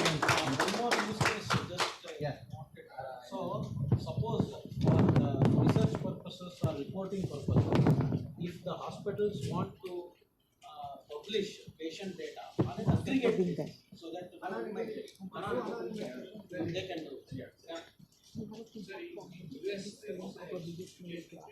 Sometime back, one of the things here, then finally they said it's one and they are taken to say something for clinical, how is it okay? They are taken for testing or taken for some experimenting. They actually for research purpose. There is a separate consent they take for research purpose. While the person was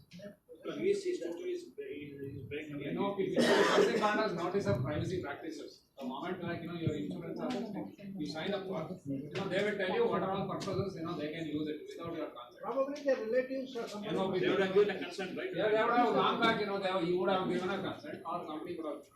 So that can be used to consent also. Earlier we were talking the scenarios where consent is normally given at the last point of time and you will not have a choice in things like that. But some hospitals will have instances, they will allow us to take a photo of the consent and then of course give the consent, but take a photo, read it in detail. That is good. But the problem is if you read the consent information in detail, it is like we are left between devil and deep sea. It will create more fear in terms of. Definitely, this is going to be discussion packed in, but with taking time into consideration, we'll have to stop the discussion. We can take this offline afterwards.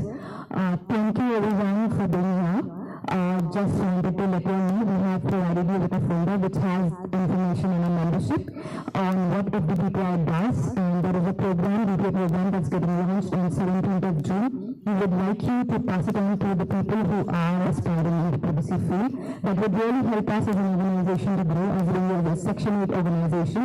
And we need support from all of you present here today to help us grow in the industry and take this discussion throughout India with the new Digital India Act coming up and the privacy bill that soon will be enacted. We need all of your support and kindly try to be even members if you can support on that particular front. Corporate memberships are even there. With this, I will hand over it to Ramesh for summing up and closing. And after Ramesh sums up, please gather for a group photograph at this center so that we take back memories and we can spread the word through LinkedIn and other social media as that is done. Thank you very much.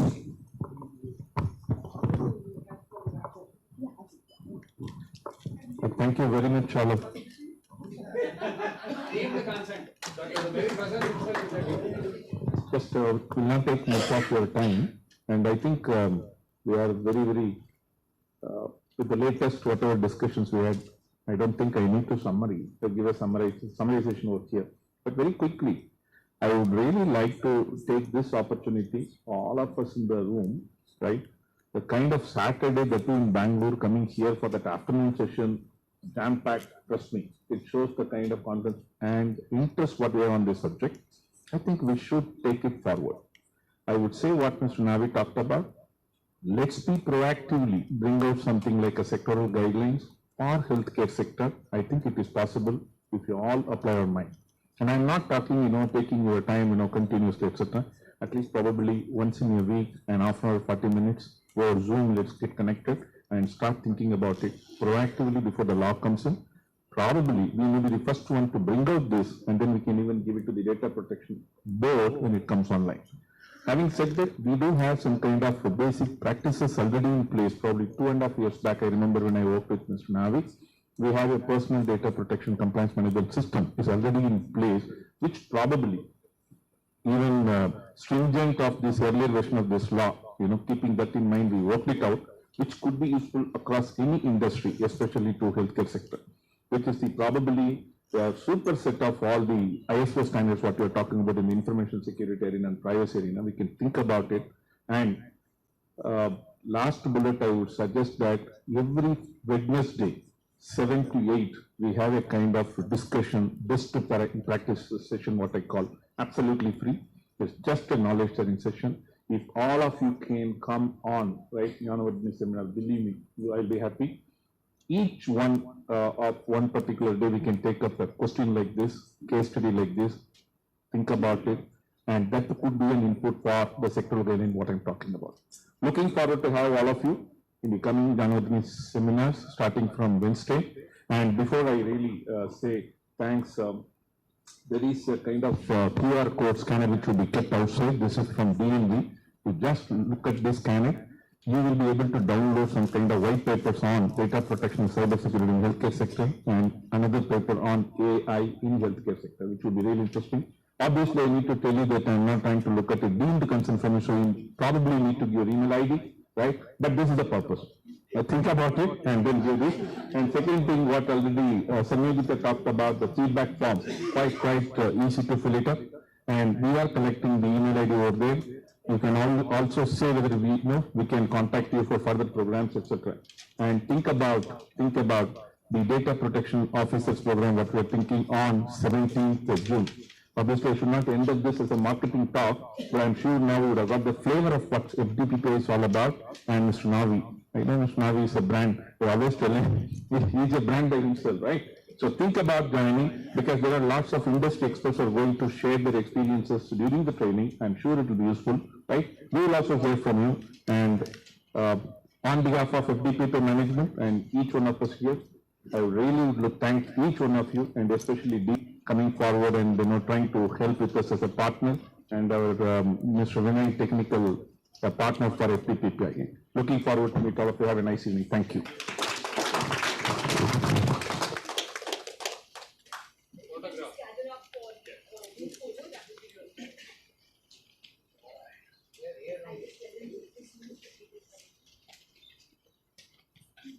Long side we can make this side. This like this.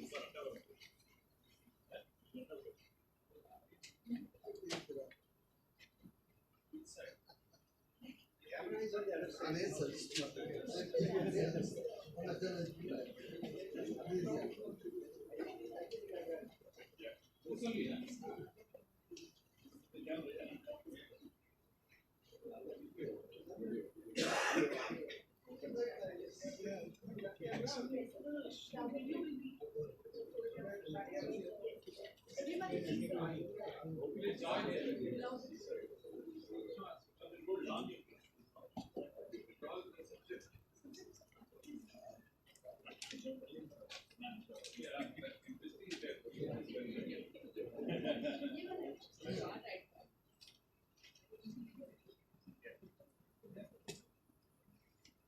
Can we start?